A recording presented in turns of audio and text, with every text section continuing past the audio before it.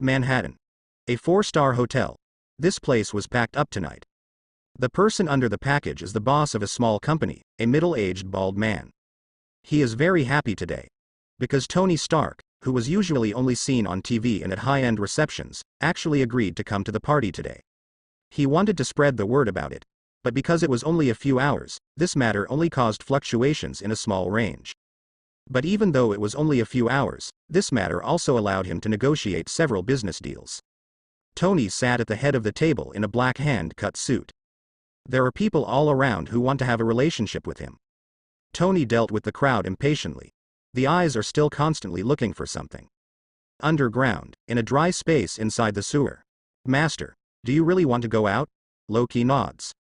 Don't forget the task I entrusted to you. I'm not here to play tricks this time. Loki stared at Hawkeye closely and spoke. Hawkeye nodded. Eric behind him said, Master, I hacked into the surveillance and found that Iron Man is also there. Iron Man. Just a common man in iron, Loki said indifferently. And my original purpose this time is to be arrested, otherwise, wouldn't our play be for nothing? You just need to remember the tasks I gave you. After speaking, Loki disappeared directly in place. When he reappeared, Loki put on a gorgeous suit. The scepter in his hand seemed a bit out of place. Hawkeye saw Loki disappear, and also got out of the sewer directly. After a while, Hawkeye said, Master, there is a combination lock that requires pupil recognition to pass. I can't get in without pupils. I see, just wait a few minutes. After speaking, Loki directly revealed the prototype. I wanted to play with you for a while, but now it seems that there is not enough time. Loki laughed loudly. Damn people of Midgard, go to hell. Loki's scepter suddenly fires a huge amounts of orb. Tony snorted coldly, and directly pressed the button in his hand. Apparently, he spotted Loki too. The signal has been received, let's go there quickly. Looking at the annunciator in their hands that kept sending out signals, the two looked at each other, and then moved towards. An energy cannon fired directly from Tony's hand, colliding with Loki's magic ball. Loki, bring back the Tesseract, then get off Earth. Loki chuckled, and then said, I'm here to save Midgard. As long as I rule Midgard, there will never be a war in Midgard. The people around all ran towards the outside in a panic. I'm afraid that it will be me who will suffer in the next moment. Get off the Earth doesn't need any rulers. Tony felt annoyed when he heard that, and directly fired at Loki. Hey, maybe that's it. At this moment, there was a sudden vibration above Loki's head and a pair of people wearing bat armor and Captain America's clothes from World War E rushed out. The three surrounded Loki in a siege situation. Loki, surrender. If you don't surrender, we will use force against you. Loki sneered, raised his psychic scepter directly, and rushed towards Steve. Steve snorted coldly, and took out the shield directly from behind. Jung, a piercing voice came, and the two suddenly froze in place. Bruce snorted coldly, then rushed towards Loki directly, and punched Loki on the body. Loki didn't pay much attention to Bruce at all, but he still raised his hand and wanted to hit Bruce directly. Bruce laughed angrily at Loki's action, and the strength on his head couldn't help but a little bit more. Are you underestimating me? Boom. Bruce has to complete heavy training tasks every day. Every day has not been interrupted. In terms of physical fitness, the current Bruce is almost the limit that human beings can reach. Bruce opened Loki's hand directly, and then punched Loki heavily. Loki suddenly felt as if he had been blasted by a shell. Loki flew upside down, and the scepter in his hand also flew out involuntarily. Bruce picked up the scepter directly, and then snorted coldly, only you will look down on me? Loki knelt on the ground clutching his stomach, twitching constantly. He only felt that his guts were blown out by Bruce's punch, and he couldn't help crying secretly. For a while, he couldn't stand up. If I had known that he would just find someone to arrest him, why should he suffer this crime? While Loki fell to the ground, Steve directly took out the handcuffs and let Loki lean on him. Then, he said into the headset, Dr. Banner, our mission has been completed, and now we have successfully arrested Loki. Have you seen Barton? Before Banner could speak, Natasha Romanoff asked anxiously. No, Loki is the only one present. As he spoke, Steve pressed Loki's head firmly and asked, Where is Hawkeye, where is he? Loki grinned wickedly. You guess. Steve smiled coldly, and his strength gradually increased. Okay, celery.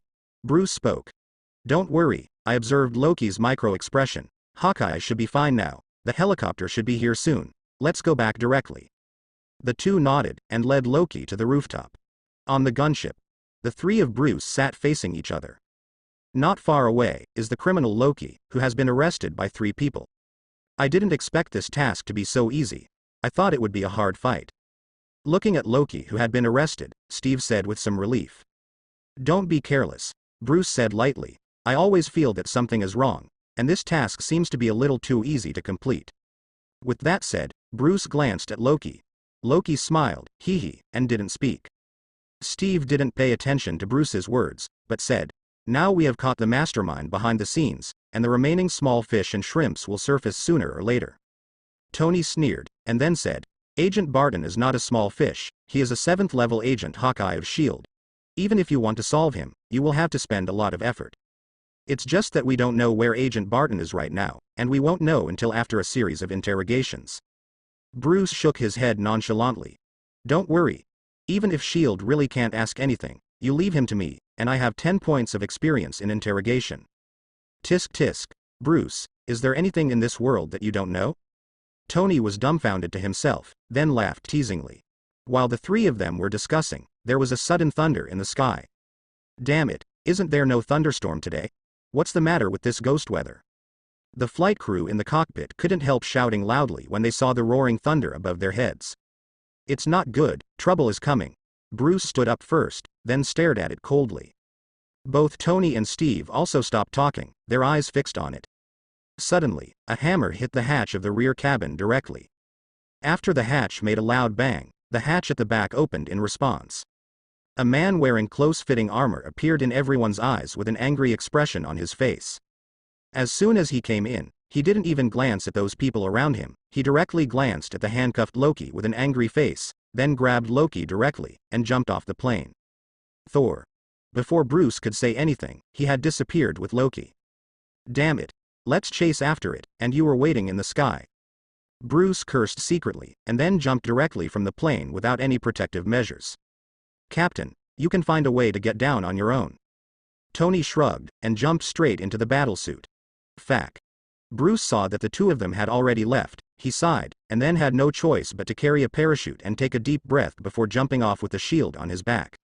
And at the moment, the roadbed had already been taken to the edge of a cliff by or near. Thor firmly pressed Loki's head with one hand, and then said in a cold voice, Loki, give up your evil plan, and then return to Asgard with me to plead guilty to my father. Loki chuckled, and then said in a cold voice, Go back? My dear big brother, I remember that Bifrost has been destroyed by me, right? I'm afraid Odin didn't know how much dark energy it took to send you here. This is not something you should be thinking about, come back with me.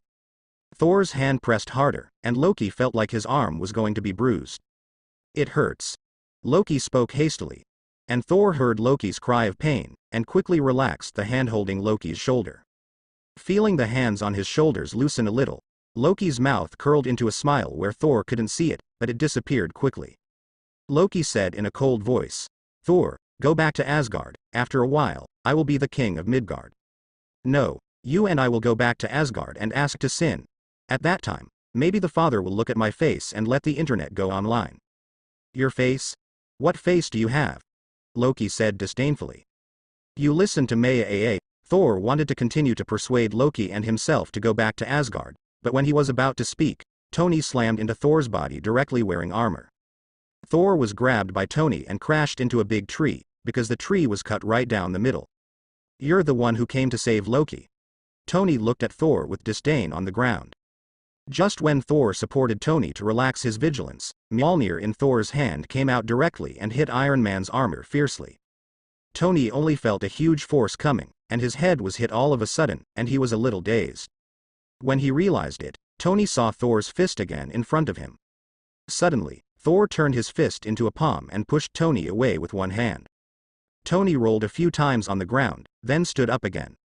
A burst of energy cannons in the palm of the hand hit Thor's body uninterruptedly. Although Thor has armor, he is still annoyed by these energy cannons. Suddenly, Mjolnir in Thor's hand spun quickly, and then directly flew out of Tony's attack range with Thor. Tony stared at Thor coldly. Thor was in midair. Suddenly there was a flash of thunder in his eyes, because the originally black sky above the sky was suddenly covered by clouds.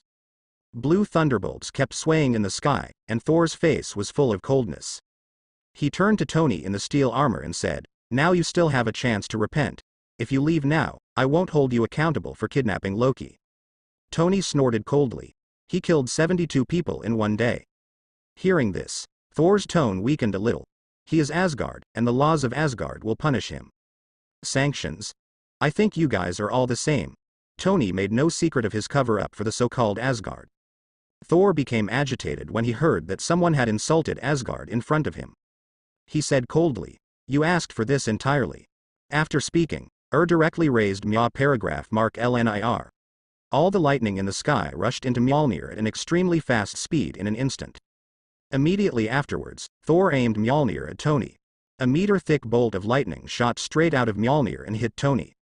The moment Tony was hit, he was almost blinded by the huge bright screen. Currently the remaining energy of the Mark 8 armor, 400%. Tony laughed when he saw this scene, and then a huge beam of energy was shot directly at Thor. Thor was hit straight on the ground when he couldn't defend himself, and then smashed several trees before finally stopping. Tisk tisk. Your ability is pretty good. I'll give you $100,000 a month. How about you use it as a power bank? Tony spoke with bright eyes. Power bank? Thor frowned slightly, and then asked in confusion, "What is that?" Generally speaking, it is something to charge my battle armor. As long as you can be my power bank, salary plus whatever you want to drive? HMPH. I am the Prince of Asgard, Thor said angrily. What kind of charging treasure, isn't this just looking down on people? Thor bent his legs, exerted a little force on his feet, and punched Tony in the direction of Tony. Tony narrowed his eyes slightly, and a huge amounts of energy thruster suddenly appeared behind him. Just when their fists were about to meet, Bruce fell from the sky. The hateful blow of the two was actually tightly blocked by Bruce. Have you two had enough trouble? If not, I'll practice with you. Tony curled his lips, then put his hands down reluctantly. Thor looked at Bruce excitedly. Bruce, long time no see. Do you know where Jane is now? Bruce glanced at Thor angrily. I was on the plane you hijacked just now, didn't you see me? Thor touched his nose in embarrassment. He had just been sent down by Odin with dark energy from Asgard at that time. And at that time, he was furious, and he became even angrier after seeing Loki being tied up, so he didn't care to see who was around. I really haven't seen this. Bruce shook his hand, and then said, Forget it, what are you doing here? Only then did Thor remember the task Odin had given him. I came down this time because my father found out that Loki's breath appeared in Midgard, so I want to bring him back to accept Asgard's trial. I'm afraid it won't work. Bruce shook his head. When Loki came to the Earth not long ago, he killed more than 70 people in a base for no reason, and told the director of S.H.I.E.L.D. that he wanted to rule the Earth. Soon an army will start a war with the Earth. This is impossible. Thor groaned. I grew up with him, and I know exactly who his friends are. And Asgard will never start a war with Midgard. Yeah, I definitely know that Asgard won't wage war with Midgard. Bruce's tone was a bit somber, and then he said lightly, Then what if it's not Asgard? Loki should have left Asgard before, right? Are you so sure that he hasn't met some other friends for so long? Now Thor was speechless. He was silent for a while, and then said, This matter is Loki's fault. If what Loki said is true, then I will help you resist the invasion of those who started the war, but I have one condition. You say. Thor looked up, looked at Bruce, then at Tony. When the war is over, I will take Loki away. No matter what crimes Loki committed, he should be judged by the laws of Asgard. There was a sudden silence between Bruce and Tony. After waiting for a long time, I saw that the two of them still did not speak. Thor looked up, blinking. Then he asked with some doubts, What's the matter with you? Can't you decide this matter? Tony rubbed his head helplessly. Then the armor on the head is suddenly integrated with the back. We definitely can't decide on this matter. We are just common people. You have to talk to Blindfold about this matter. Blindfold? Thor heard such a strange name for the first time. It's Nick Fury. Bruce explained. Your hammer was surrounded by people from S.H.I.E.L.D. before. Remember Agent Filson? He is from S.H.I.E.L.D. Thor nodded his head half understood. He said confidently, I know. Bruce and Tony looked at each other. Looking at Thor's naive expression, he shook his head involuntarily. This person is quite powerful in combat, but unfortunately his brain is not very good. Just then, Steve appeared in front of the three of them holding Loki. It seems that you guys are having a good chat, but don't you seem to have forgotten something?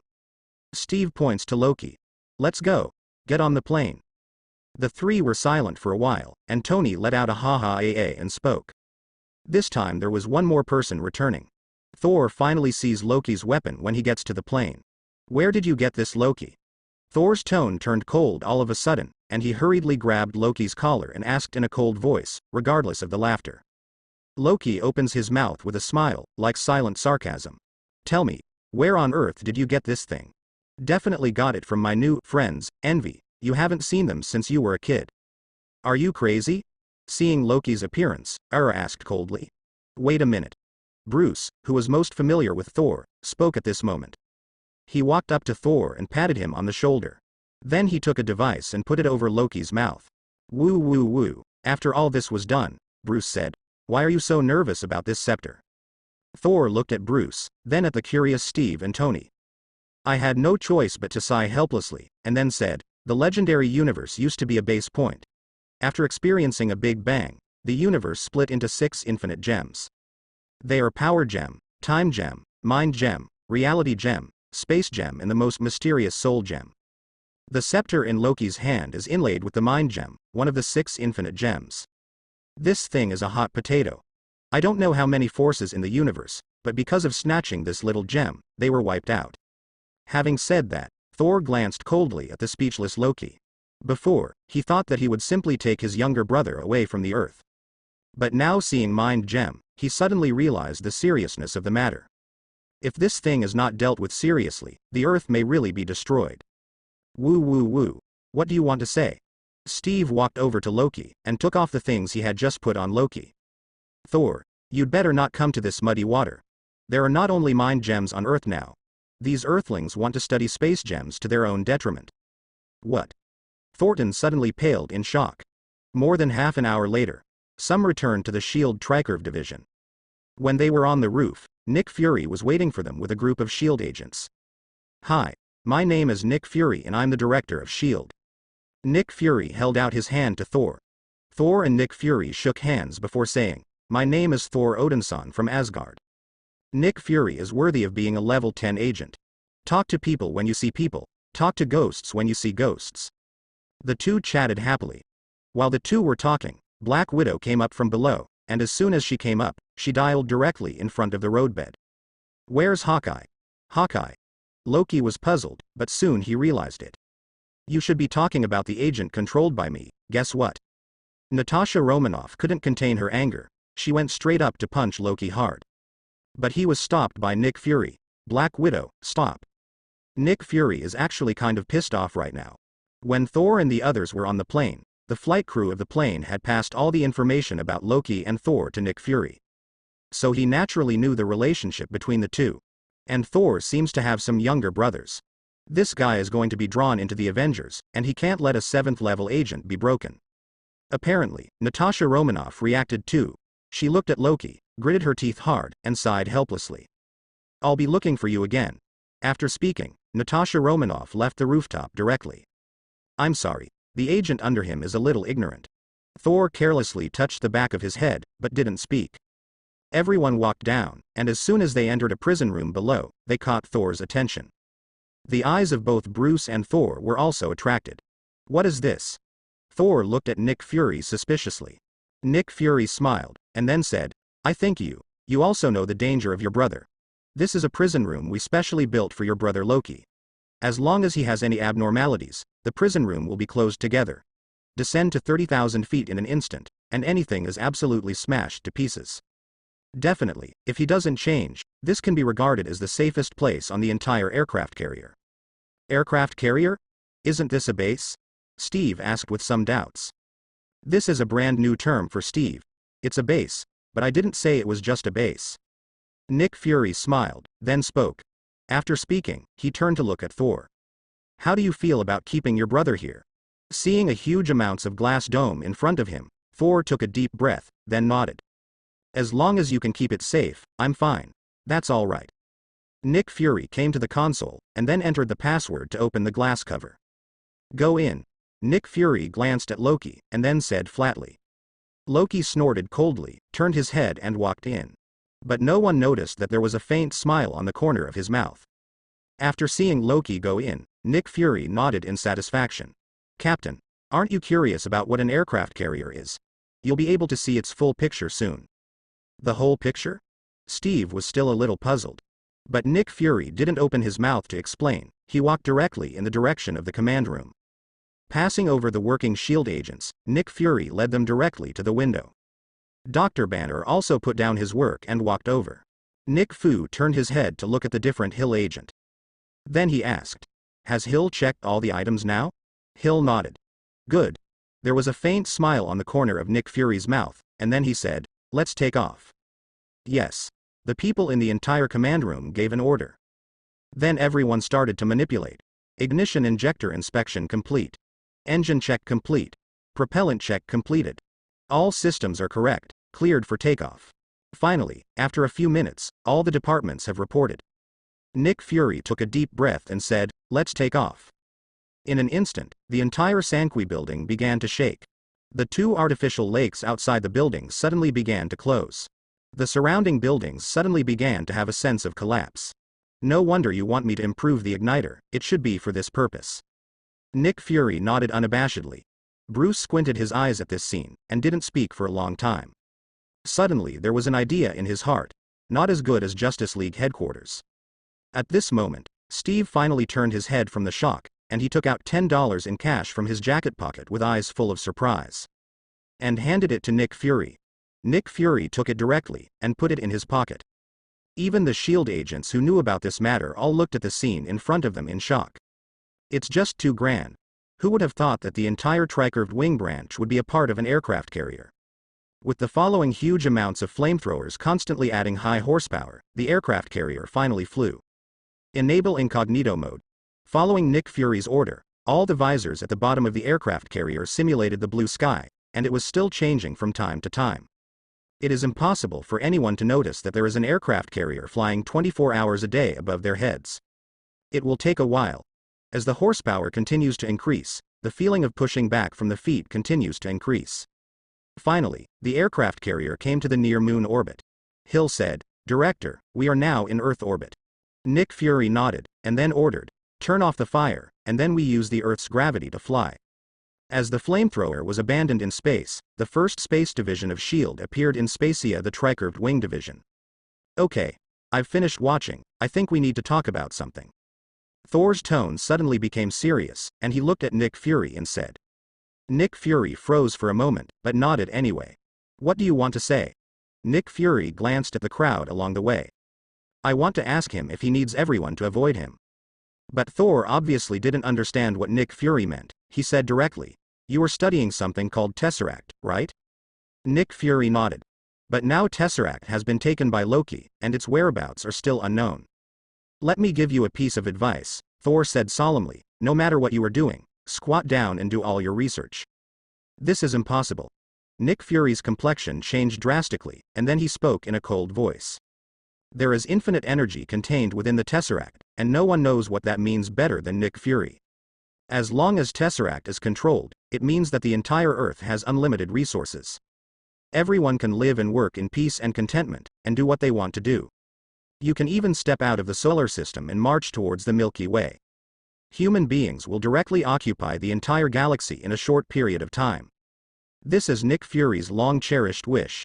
It is also his ultimate goal in this life. It is absolutely impossible for us to give up Tesseract, even if it is to fight Asgard," Nick Fury said firmly. His eyes were fixed on Thor and he said. Thor sighed. "Nick Fury looks like this, he has seen it on many planets. Greed, tyranny, egoism. Once they got the things in their hands, they always didn't want to let them out. As long as you want to take it, they will fight with you. But, this is Tesseract," Thor said leisurely. "Tesseract is one of the only 6 infinite gems left in the universe, and the core on it is Space Gem. Since you dare to study Tesseract, it means that the Earth is ready for space combat. When the time comes, all the well-known sufficiency will rush to the Earth, or the solar system will be turned into a flame of war. Even if there is the father of God Odin, it will not be able to resist those greedy people. You think the Earth is really ready, yet?" Thor and Nick Fury looked at each other. After a long time, Nick Fury looked away. His body seemed to bend a bit for a moment. We don't have to study Tesseract, but he must be supervised by us on Earth. This time Thor didn't object. What should be said has been said, and it can be regarded as the best of benevolence. If Nick Fury really wanted to die, then he wouldn't bother. The atmosphere suddenly fell silent. While everyone was silent, a figure slipped out of the command room, and then went straight into the prison room. As soon as she entered, Loki's flirtatious voice sounded. Natasha Romanoff? Black Widow? What should I call you? Cut the crap. Where is Hawkeye? Natasha Romanoff snorted coldly, then walked straight to the outside of the glass cover. Loki did not answer Natasha Romanoff's question, but slowly said, to be honest, I thought you would come to me after a while. After I was interrogated by S.H.I.E.L.D., or when I was desperate. Loki rubbed his chin, then glanced casually at Natasha Romanoff. But I didn't expect you to be so restless. Natasha Romanoff gritted her teeth, then asked in a cold voice. Where the hell is Hawkeye? You let him go, and I can be your hostage. Hostage? No. Loki shook his head. He's freer now than you think. However, you guys are really amazing. You actually created such a place to detain me. Loki stroked the thick glass, then smiled. Natasha Romanoff's patience was exhausted. He only wanted to know about Hawkeye, not here to listen to Loki's ramblings. He walked directly to the console, and threatened. You think too highly of yourself. This place was not built for you. It was built for a guy who is much stronger than you. Did you see this case? As long as I press it lightly, you will immediately fall to the earth from a height of 30,000 feet. You will definitely die by then. I said. Loki said quickly, as long as you don't press that button, I'll tell you. Natasha Romanoff hurriedly came to Loki, and stared at Loki closely. Hawkeye, he's fine now, even more comfortable than you imagined. What the hell did you do to Hawkeye? I broadened his mind. Natasha Romanoff looked at Loki, and took a few heavy breaths. She suddenly became calmer. What will happen to his heart once you become king? Loki smiled, and said, as this love, Black Widow. Natasha Romanoff shook her head slightly, then leaned against the console. The child fell in love with him, and I owe him a favor. Favor? Loki scoffs. Tell me about it.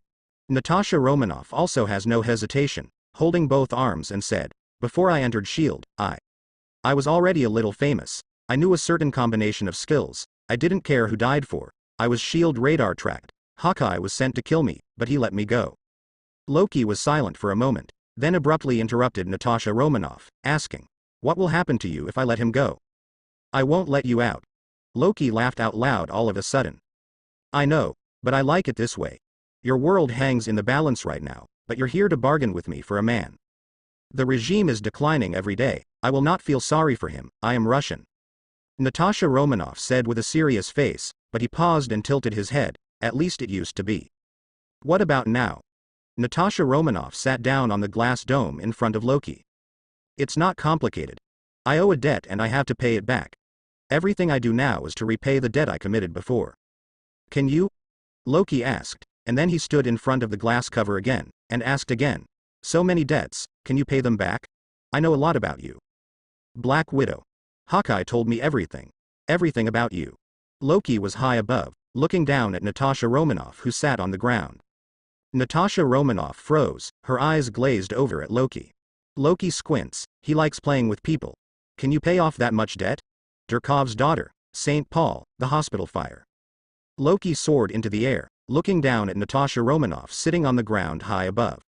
You have a lot of blood and debts.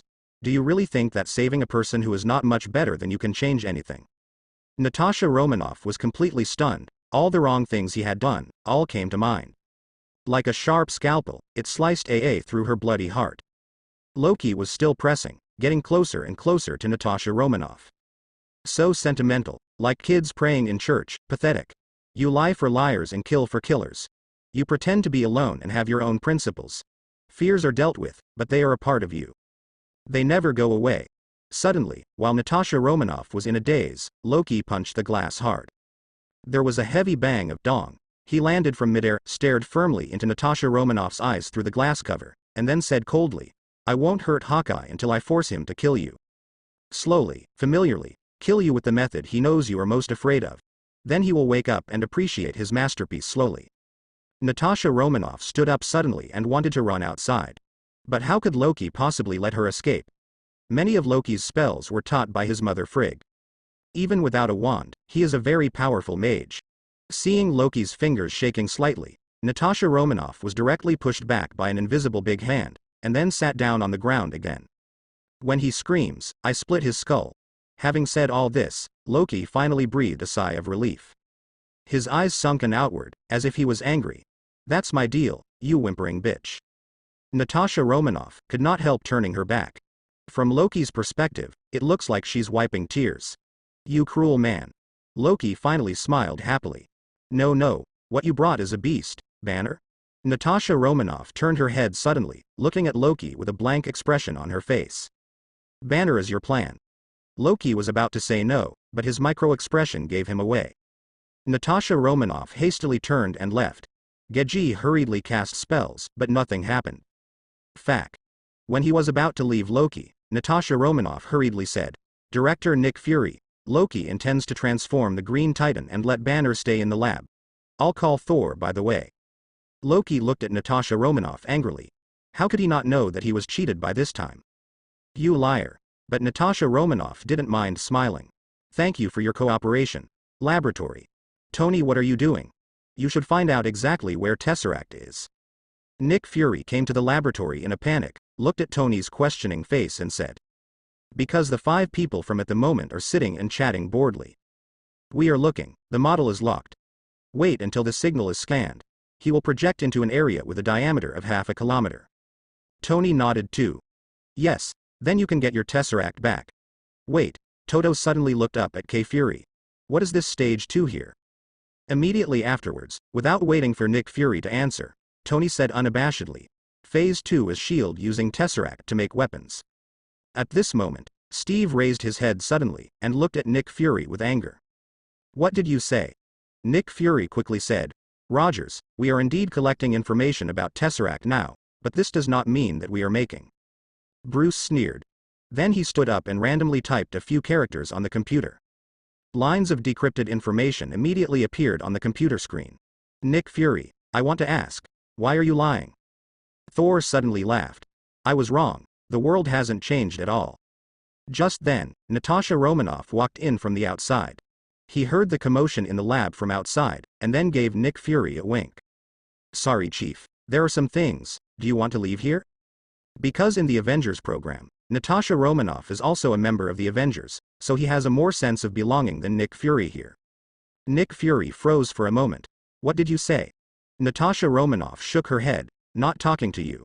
She looked at Banner. Dr. Banner, are you leaving here? Why? Banner obviously didn't understand why Natasha Romanoff suddenly wanted to leave here by herself. You're being controlled by Loki.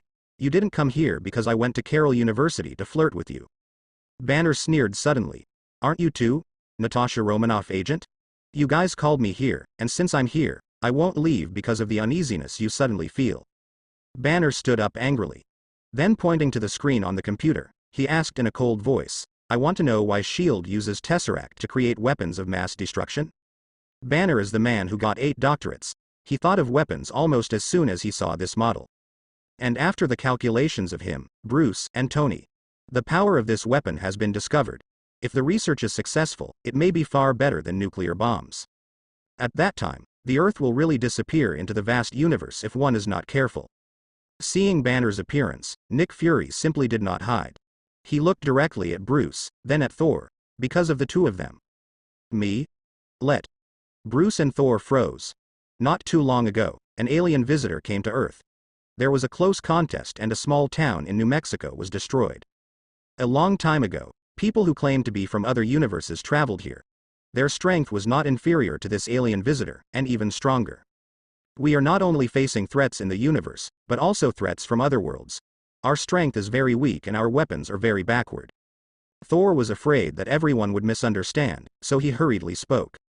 People on our planet just want to live in peace with people on Earth. One of Nick Fury's eyes lacked the slightest emotion. But you're not the only alien beings, right?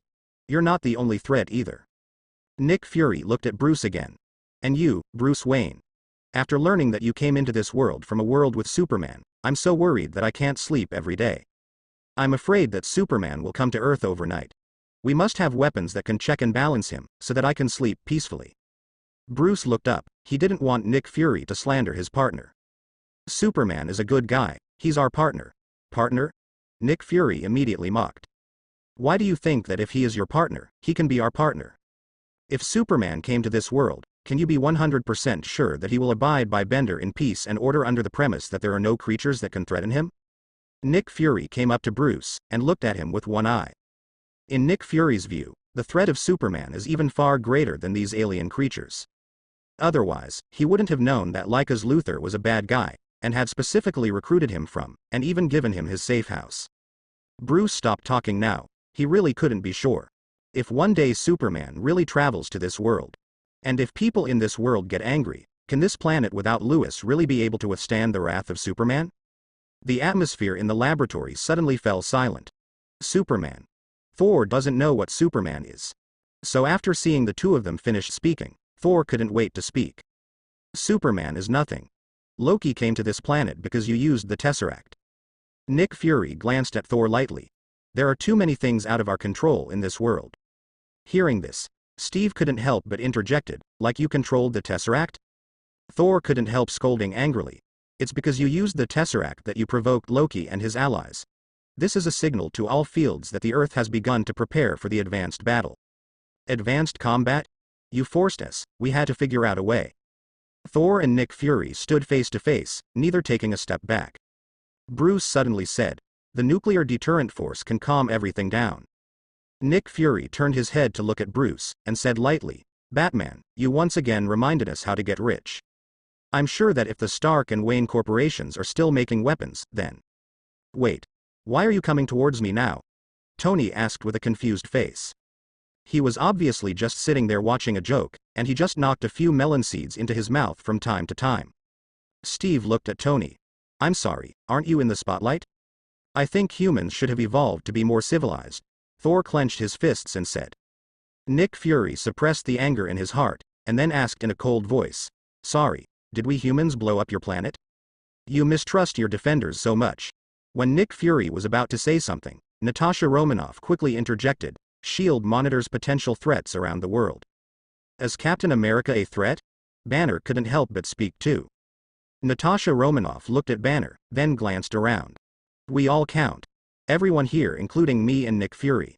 Wait. Are you on the list? Who's higher, you or the Angry Bee? Tony looked at Nick Fury. Iron Man. God bless you, if you dare to say one more Wyzek. Threats, verbal threats, I'm scared. Even though Tony said that, he didn't show any expression of fear. Respect. Nick Fury began. Respect for what? All of a sudden, the whole laboratory became noisy. Everyone is right, and no one will let anyone else. Thor said. You talk about control, but you create chaos. Nick Fury said. That's his principle, isn't it? Banner looked at the crowd in front of him with some doubts at this time. I mean, what am I? Team? No, we will only create chaos together. We are. Banner is a little bit speechless. After all, the most dangerous person on this aircraft carrier is Banner. Time bomb. Tony completed what Banner had said. Nick Fury turned his head and looked at Banner. It's only one step away from you getting angry. Tony sneered. Why not let him get angry? With that, Tony put his hand on Steve's shoulder. Steve shoved Tony's shoulder away, and said angrily, you know exactly why, take office. I'm starting to wish you'd messed with me, Tony said quietly. Yeah, you're a big shot in armor. What would you be without the armor? Tony shrugged, staring straight at Steve. Great man, billionaire, playboy, philanthropist. Are you still listening? I still have a lot of titles. Steve pointed to Tony. I know people who are 10 times more useful than you. I've seen your videos, you only fight for you, you never know what sacrifice is. You know what it's like to lie on a wire and have someone crawl over it. Tony sneered, and then said lightly, I think I'll cut the wire. Steve glanced at Banner, the corner of his mouth already full of sarcasm. You always have a way out of trouble. You may not be a threat, but you better stop playing the hero. Heroes? Like you? You're nothing more than an experiment, Rogers. You got special powers out of a bottle. B-6 transport plane, please confirm your flight log. I found your information in the computer, but I did not find the market log. What is your consignment? In the combat command room, a technician looked at the suddenly approaching helicopter with some doubts. He didn't solve it privately, but called Hill directly. Hill agent, a helicopter is approaching us without permission. Hill hurried over, picked up the microphone and asked, "What's your checked baggage?" "Weapons and ammunition." The person on the helicopter answered. If the other party dares to answer, then it should not be an enemy. Hill breathed a sigh of relief. "Leave as soon as possible after putting down the ammunition." After saying that, Hill left here and continued to inspect other places. On the BB-6 transport plane, Hawkeye showed a wicked smile. "Clear. Rogers, you're nothing more than a genetic product." Gene products were a sore spot for Steve. Now this sore spot was torn open by Tony's hands, revealing a bloody wound. "The real strong don't use any genes," Tony sneered, and then looked at Bruce. "See Bruce? That's the real strong. He doesn't even need armor, he can do it to the limit of humanity." "I definitely know, and I admire Bruce. What about you, Tony?" The anger in Steve's heart just got worse. He grabbed Tony by the collar, and said coldly, "Put on the armor, let's compete." Thor suddenly said with a smile at this time, "You people are really too small." He laughed at these short-sighted earthlings. Now the external crisis has not been resolved, but now they are fighting among themselves first, and there is even a tendency of intensification. Just then, Nick Fury interrupted Thor. "Yes, this is a team. Natasha Romanoff agent, you can send Banner back." "Send it back to where?" "In my lab. You called me all the way here and now you want me to leave? Don't even think about it. And you rented out my cage." Nick Fury turned his head. "That's just in case. What if you need to kill me?" Banner demanded. Before Nick Fury could answer, Banner said, "But you can't. I know, I tried." As soon as these words came out, the entire laboratory fell silent instantly, and everyone looked at Banner with unbelievable eyes. Banner said lightly, "I was so lost, I couldn't see the end. So I wanted to kill myself. But another guy in me spit it out." Having said that, Banner's voice was a little low. "So I'm still standing here. I was focused on helping other people and I was fine. I had my girlfriend and we were even ready to get married. Until you let him drag me back into this deformity people exhibit and put everyone at risk." Banner pointed coldly at Natasha Romanoff. Banner stared at Natasha Romanoff with eyes full of anger, gritted his teeth and said word by word, "Do you want to know my secret? Black Widow. Do you want to know how I keep calm?" Seeing Banner's appearance, the gun in Nick Fury's hand subconsciously touched the pistol at his waist. Although he knew it was useless, at least he had some sense of security. "Dr. Banner, put down the scepter."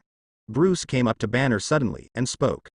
Only then did Banner realize that he seemed to have gotten the scepter unknowingly. "How is this going?" Banner quickly put the scepter back on the table. Jingle bell. At this moment, a hurried bell rang suddenly. Banner hurried to the side of the computer. "Sorry, you can't see my transformation magic." When Banner passed by Thor, Thor asked, "Have you found the location of the Tesseract? I can get there soon." Thor looked at the crowd again. Tesseract belongs to the Asgard god domain, and no human being is his opponent. But now no one cares about him. Tony turned to leave, but Steve put his hand on his arm. "You can't go alone. You want to stop me?" Tony sneered. "Put on the equipment, let's compete. I'm not afraid to hit an old man. My firm uses the best lawyers in the world." The two confronted each other again. Watching this scene, Nick Fury had some headaches. "Put on the gear," Steve said through gritted teeth. Banner looked at the screen in front of him and said, "The Tesseract is right above us now." Just as Banner spoke, an explosion sounded. Steve threw himself on Tony. Both Banner and Natasha Romanoff were affected by the blast and crashed hard into the next floor. Bruce rushed out. Steve got up off of Tony and patted Tony on the shoulder. "Put on your gear." "Okay." Nick Fury also covered his head and got up from the ground. The explosion just now was too close to him, causing some buzzing in his mind. "Hill agent. What's the situation?" "Periphery exploded, sun engine shut down. We're under attack." Hearing this, Nick Fury's heart skipped a beat. "Can you get him to run?" "I'm afraid it won't work, it's cause." Just then, another agent in the headset said, "The garage wheel looks intact, but it's impossible to get out of there to fix it because we're in the air." "If we have another engine down?" Hill asked. Nick Fury also reacted quickly. "We need someone to go out and fix the engine." Bruce came to Nick Fury. "I'll go out." At this time, Tony and Steve, who were wearing battle armor, also walked in. "And us." The three of them looked at each other, nodded, and then Tony led the two of them and flew up in the direction of one. Combat command room. Filson, start a defensive blockade in the detention area. Then go to the cell to prevent Loki from escaping. Nick Fury directs everything methodically. Black Widow? Black Widow? We're fine. In the process of falling just now, Natasha Romanoff's foot was pinned by a steel pipe. Not far away, Banner clenched his fists tightly, obviously unable to control his anger. We're fine, right? Natasha Romanoff spoke cautiously. Banner, you have to fight him, that's what Loki wants. Don't let the Hulk control you. We'll be fine, listen to me. Are you hurt? Natasha Romanoff's tone became more urgent. Banner's panting also gradually increased. We're going to be okay. I swear on my life, I'll get you out of here. You won't be dragged into this again, never, never, never. Natasha Romanoff's tone was sincere, but Banner's back gradually arched. Banner's face was covered with green, his veins were bulging, he looked at Natasha Romanoff coldly and shouted, "Your life?" Natasha Romanoff was suddenly taken aback. Banner raised his head to the sky and let out a long roar, and beast-like roars came out of Banner's mouth. Natasha Romanoff's back was instantly drenched in cold sweat. He hurriedly tried to pull out the stuck leg from the steel pipe. Finally, at the moment when Banner transformed into a green titan, Natasha Romanoff's potential burst out of extreme fear, and the stuck leg was pulled out from the steel pipe smoothly. Banner's consciousness has disappeared, and what is left in the green titan's eyes is only extreme anger that he can't wait to vent. Not good. Natasha Romanoff's heart skipped a beat suddenly, her heart was instantly swallowed by fear, and then she turned her head and ran away. Hulk at the moment was just the thing to vent. Seeing Natasha Romanoff who was moving, he rushed up without saying a word. Damn it. Natasha Romanoff almost used the fastest speed in her life to run towards the distance. Loki in the prison cell raised his head suddenly, and the corner of his mouth curled up. He muttered in his mouth, "It's about to start. I'm doing this for your own good. Big brother, don't blame me." Hulk chased Natasha Romanoff all the way, and everything he passed was knocked out like tofu. It's bad, Chief. Hulk's gone crazy. Hearing Natasha Romanoff's words, Nick Fury cursed secretly. Mom F***K. You go to the 3rd floor now, it's on your right, the first exit. And wait for him there. Natasha rushed towards the first exit as if she saw hope.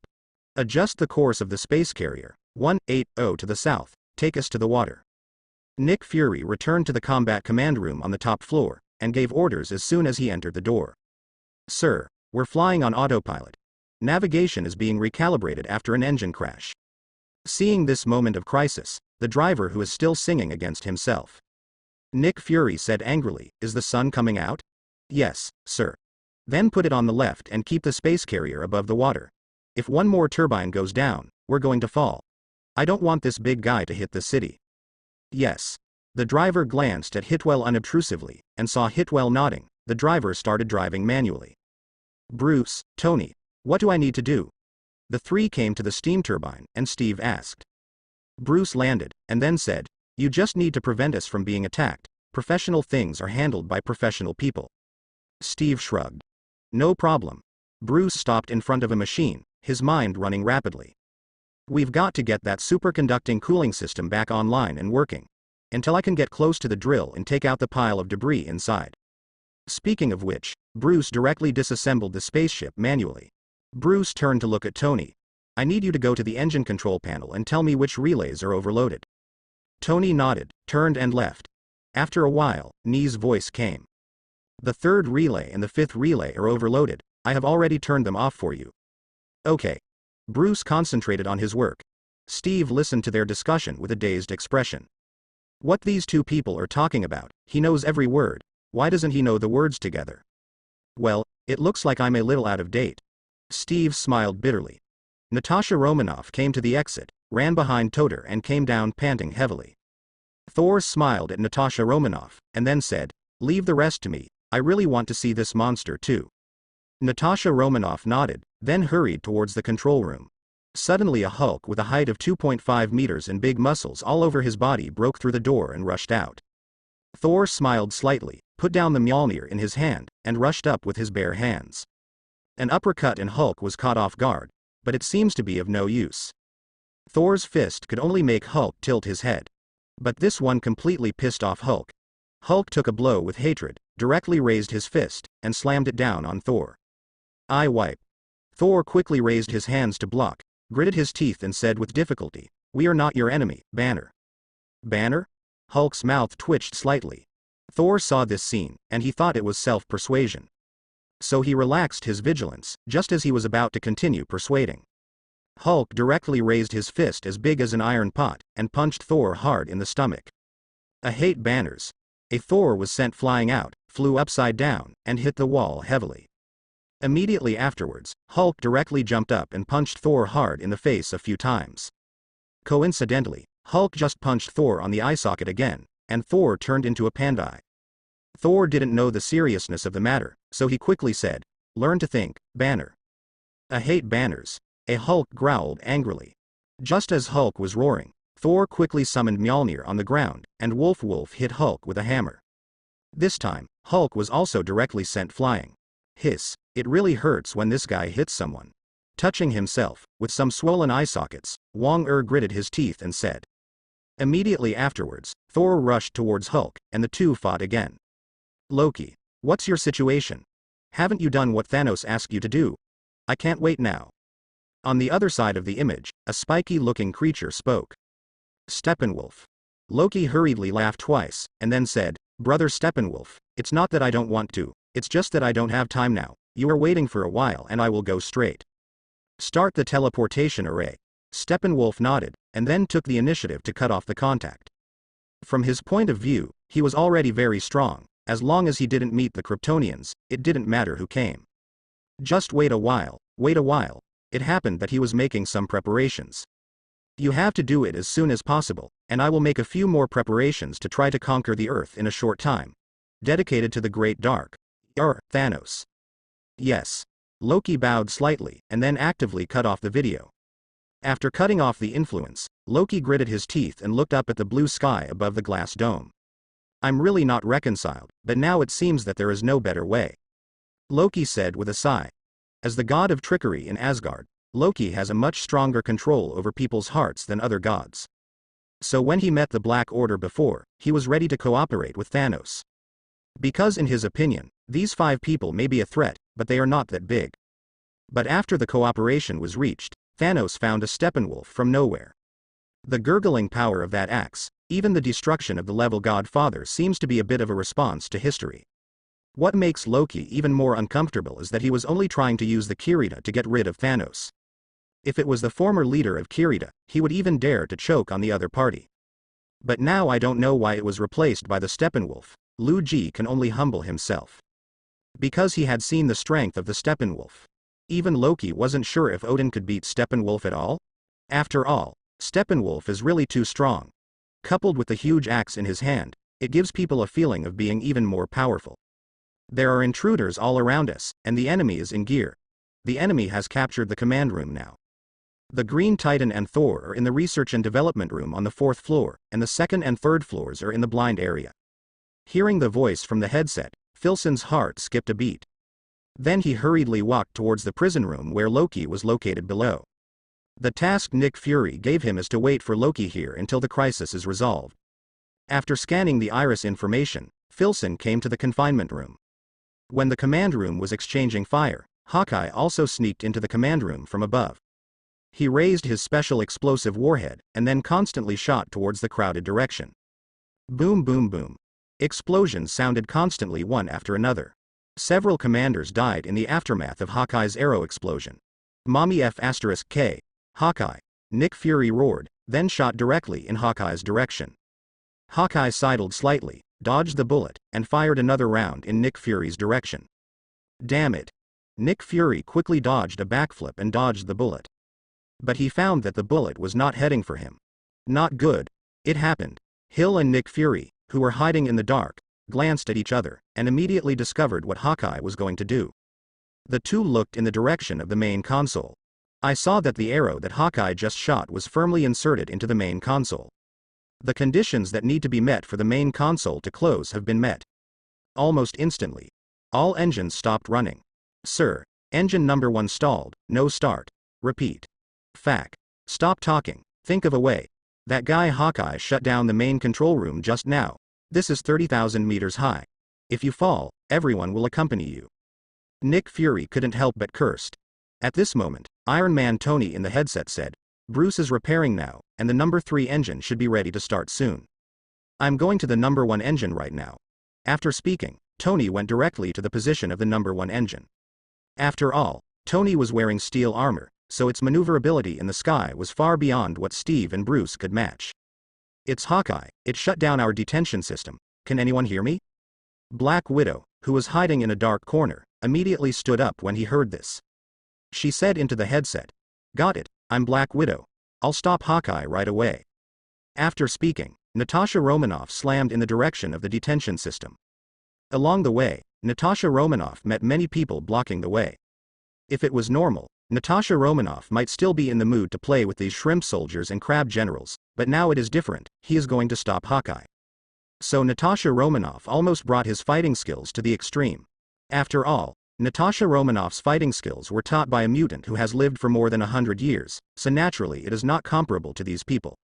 Natasha Romanoff swept almost all the way, and soon came to Hawkeye's position while walking. "Barton Agent, stop. You are under Loki's control now." The moment she saw Hawkeye, Natasha Romanoff shouted hastily. Hawkeye was taken aback when he saw Natasha Romanoff, and then his eyes turned blood red. "Black Widow." Hawkeye gritted his teeth and said. Immediately afterwards, Hawkeye took out an explosive bow and arrow from his back without any hesitation, and shot directly in the direction where Natasha Romanoff was. Natasha Romanoff rolled to avoid the explosion. At the same time, Natasha Romanoff only felt a slight chill in her heart. She has a deep understanding of Hawkeye's will, but even so, he is still controlled by Loki without any resistance. Natasha Romanoff studied the video of Hawkeye being controlled. Loki just took the psychic scepter and tapped Hawkeye's chest lightly, and then Hawkeye's eyes turned black. Afterwards, Hawkeye was contained. So if you want to restore Hawkeye, the only way now is to control Hawkeye first, and then go back to the laboratory and tap Hawkeye's chest with the scepter. "Barton Agent, come on." Natasha Romanoff's legs were slightly bent, her eyes were full of determination, and she looked at Hawkeye in front of her and said. Seeing Natasha Romanoff's appearance, Barton couldn't help but snorted coldly, then put down the quiver in his hand, flicked the bow and arrow lightly, and the bow and arrow were directly combined. Then, Hawkeye rushed towards Natasha Romanoff involuntarily. Both of them are top-notch agents, and their movements are naturally extremely fast. The two sides came and went, the dagger and the bow collided almost instantly. Natasha Romanoff couldn't help but took 2 steps back, and then aimed the dagger at Hawkeye again. After all, Natasha Romanoff has already lost to Hawkeye, and men are much stronger than women, so it is normal for Natasha Romanoff to suffer a small loss. Immediately afterwards, Natasha Romanoff took out another dagger from her waist, and then pointed the 2 daggers at Hawkeye. "Hee hee. What's the use of having an extra dagger? You've already lost to me once." Hawkeye sneered, and charged at Natasha Romanoff. Natasha Romanoff couldn't help but smile too. What is the significance of the 2 daggers, you will know later. I saw Natasha Romanoff also rushed up without hesitation. The weapons in the hands of the 2 hit together in an instant. Natasha Romanoff's shoulders sank, and she blocked Hawkeye's attack with one hand. The other hand took the opportunity to slide towards Hawkeye's waist, and in an instant, a bloodstain appeared on Hawkeye's waist. Hawkeye looked at Natasha Romanoff in disbelief. How is this possible? I got hurt so quickly. Obviously, the proud Hawkeye couldn't accept that he was injured so quickly. Have you heard of the mother-child Mandarin duck? After being sent to S.H.I.E.L.D. by you, I have been thinking about how to defeat you, and finally I decided to work hard on weapons. You're just a little bit luckier. Hawkeye snorted coldly, and quickly distanced himself from Natasha Romanoff. Next time you won't be so useful, yeah? There was a smile in Natasha Romanoff's eyes. 2 daggers pointed at Hawkeye, and then rushed straight over, wanting to continue to fight Hawkeye. But how could Hawkeye get Natasha Romanoff what she wants? Don't forget, he's a shooter. So Hawkeye leapt straight onto a shipping container. With a flick of the hand, it becomes a bow and arrow. Hawkeye took the arrow behind his back and shot at Natasha Romanoff. Natasha Romanoff was forced to dodge here and there for a moment. Meanwhile, Natasha Romanoff was constantly trying to get close to Hawkeye. But Hawkeye's arrows always kept enough distance that she couldn't get close. Natasha Romanoff threw a dagger, which appeared in front of Hawkeye with lightning speed, but Hawkeye was ready and knocked the dagger down easily. Do you think I'll let you beat me at what I do best? Hawkeye sneered and said involuntarily. Yeah, I really can't beat you at what you do best, but Listening to Natasha Romanoff's words, Hawkeye's heart skipped a beat, and he had a bad premonition. The next moment this premonition became reality again. The thrown dagger instantly released the superstar's hypnotic ability potion. The Hawkeye in the center was sprayed, and Natasha Romanoff quickly put on a gas mask. Damn it. You dare to plot against me. Hawkeye felt himself getting weaker and weaker, tilted his head, and then fell to the ground. Natasha Romanoff walked over vigilantly, then kicked Hawkeye on the ground, and finally breathed a sigh of relief after realizing that he had really passed out. Hawkeye was turned over by Natasha directly. Then Natasha Romanoff took out the special handcuffs and locked Hawkeye. After that, Natasha Romanoff was finally completely relieved. I saw that the thumbs on the two hands behind Hawkeye were completely locked. This kind of handcuffs is what she learned from Joker. Once this kind of handcuffs are tied, unless there is a key, it is almost difficult to break free. Director Nick Fury, Hawkeye capture. Nick Fury, across the headset, finally breathed a sigh of relief when he heard the news. After such a long time, I finally heard the first good news. Nick Fury nodded in satisfaction, and then ordered, "Stand by and watch Hawkeye. You don't need to get involved in the next thing."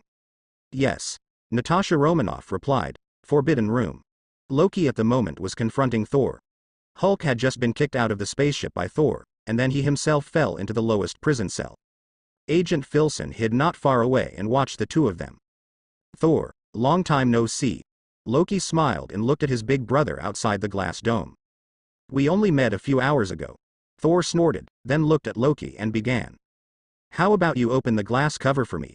When I unify Midgard, the entire 9 realms will be the world of our brothers." Thor snorted coldly. "Don't even think about it. I will never let your conspiracy succeed. I will bring you back to Asgard and accept the punishment of my father." Loki walked slowly to the front of the glass cover, then slightly bowed his body and looked at Thor outside and said, "Really? How do you want to bring me back? Like this?" Loki's fingers twitched slightly, and Thor and Loki switched places instantly. "I have to say that human beings are really naive and cute. They think that this kind of thing without any magic can control me." Loki smiled slightly and strolled over to the console. Thor doesn't know this kind of magic, after all, he is a pure warrior of a bird. So Thor can only be impotent and furious inside the glass cover. "Let me out, Loki." Thor raised Mjolnir angrily and smashed the glass cover. But this thing was built to deal with Hulk, who was much more dangerous than the two of them, so naturally it was not so easy to break. Thor's angry blow only left a tiny gap. "Humans always think we are immortal. Thor, you want to try the judge?" Loki stood on the console, then looked at the impotent and furious Thor in the distance and asked. Thor didn't answer him, but roared, "Get me out, Loki." At this moment, Filson's voice sounded. In his hand, he held the latest weapon developed by S.H.I.E.L.D. to deal with people like Thor and Loki, and then said, "Get off the console, Mr. Loki." Oh. There was a hint of surprise in Loki's eyes. Obviously he was not sure why this weak earthling dared to threaten him. "Interesting. Do you know who I am?" Loki asked. "Definitely no, Mr. Loki. I even know that you are the one who summoned the destroyer from New Mexico." "Since you know me, how dare you threaten me?" Loki asked with some doubts. "Someone's always gotta do something, isn't it?" "Yes, you are right." Loki's mouth curled into a wicked smile, and he took his hands off the console. But before Filson could heave a sigh of relief, Loki appeared behind Filson in an instant. Before Filson could react, a dagger was pierced straight into his chest. A smear of bright red blood dripped from the corner of Filson's mouth. Loki. No. Watching his younger brother kill people in front of his own eyes. Thor growled angrily. Loki pulled the dagger out of Filson's stomach amid Filson's incredulous gaze. Then he watched Filson indifferently fall to the ground. "My dear big brother, he died because of you." Loki returned to the console, and pressed the button without hesitation. Instantly, the airflow at the bottom of the glass cover opens. A strong suction sucked Thor out with the glass cover, and then smashed towards the ground. Loki didn't move, his eyes fixed on the control panel. After a long time, Loki was ready to turn and leave. Lying on the ground at this moment, the dying Phil Coulson said, "You will lose." "Really?" Loki's mouth curled into a mocking smile. "It's just in your nature." Loki smiled nonchalantly. "Your heroes have been scattered, your floating fortresses have fallen from the sky. Where is my weakness?" Loki walked up to Filson, then squatted down, and asked slowly. "You lack faith. I don't think I'm missing." Just as Loki was speaking, the weapon in Filson's hand suddenly activated, bursting out with a burst of extremely strong energy. Loki was caught off guard at close range and caught in the face. The condensed fire engulfed Loki. Loki was shot straight and sent more than 10 meters away. Looking at Loki lying on the ground, Filson closed his eyes and muttered, "So this weapon is used like this." After speaking, Filson lost his breath. Loki struggled to get up from the ground, then jumped out of the hatch. Filson agent. Answer the situation. How are you doing?" Nick Fury spoke hastily. No response heard. A bad premonition suddenly emerged in Nick Fury's heart, so he hurried to the prison room. Into the prison cell. The surroundings are empty. The cage that S.H.I.E.L.D. spent a huge sum of money to hold the Green Titan has disappeared. Only Filson, who had closed his eyes, was left in the entire prison cell. "Filson, wake up." Nick Fury quickly injected Filson with the adrenaline he carried with him. But this doesn't seem to work. Filson's body had already lost all functions. Nick Fury sighed, and turned on the public channel. A deep voice sounded in everyone's ears. "Guys, Phil Coulson agent confirmed dead. Loki the murderer." All of a sudden, the noisy public channel became silent in an instant. Everyone is unwilling to believe this fact. Agent Filson is dead? How is it possible? Filson is such a good agent. You must be joking, sir. This joke is not funny at all. Listening to the deep voice in his ears, Nick Fury repeated what he said just now. Phil Coulson agent confirmed dead, murderer Loki. This time no one spoke. It's also clear to everyone that Nick Fury doesn't joke about things like this. All of a sudden, the agents of the entire S.H.I.E.L.D. became angry.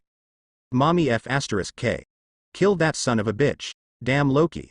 I want to just bomb them with ICBMs. These damned aliens, I must pay for their blood.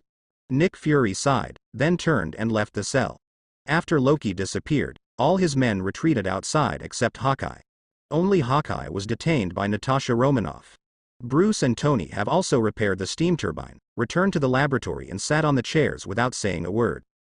Steve was also a little downcast, and he felt very sorry for the agent who took the initiative to talk to him, just like Bucky back then.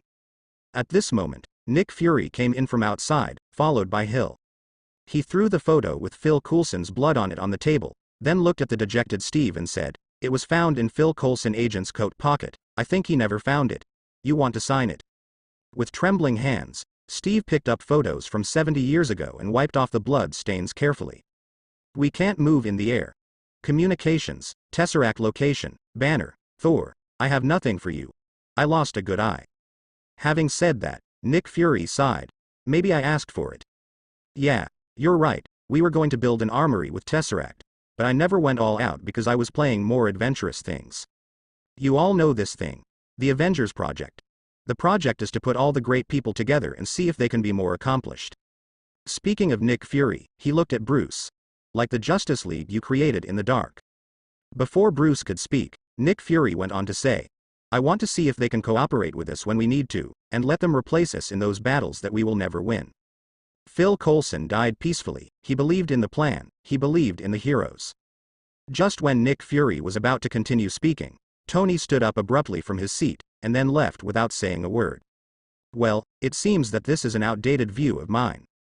Nick Fury sighed, and then said helplessly, "The psychic scepter was taken by Loki." In a room on the second floor of the tricurved wing space carrier, Natasha Romanoff froze for a moment when she heard the news. Obviously something is unacceptable. Then what should I do? Hawkeye is still in a coma. Natasha Romanoff looked at Hawkeye, who was tightly tied to the bed by herself, and asked anxiously. The agent on the opposite side said, "At present, there is no way to do it. We can only see if Hawkeye can wake up. If there is no way, we can only find Loki and take away his spiritual scepter." "Okay then, I see." As Natasha Romanoff sat next to Hawkeye and spoke. Hawkeye trembled suddenly, then opened his eyes suddenly, panting heavily. "Barton, how are you?" Natasha Romanoff quickly stood up, and then asked from a distance of 4 or 5 meters. Hawkeye didn't answer Natasha Romanoff's words, but said to himself, "You know? That's all you know? I can't relax, I have to get it out of here." Seeing Hawkeye like this, Natasha Romanoff breathed a sigh of relief. She picked up the water glass and poured a glass of water. "You need to move horizontally, and that takes time. No, you don't understand. Has anyone ever taken your will and played with you? pulled you out of your body, and stuffed it with something else. Do you know what it's like to be lost? Natasha Romanoff turned her head, then looked at Hawkeye silently. You know very well, I know. Hawkeye panted heavily, and then asked with some doubts. How did I get back? Natasha Romanoff looked down, thinking carefully. Then he said, cognitive recalibration.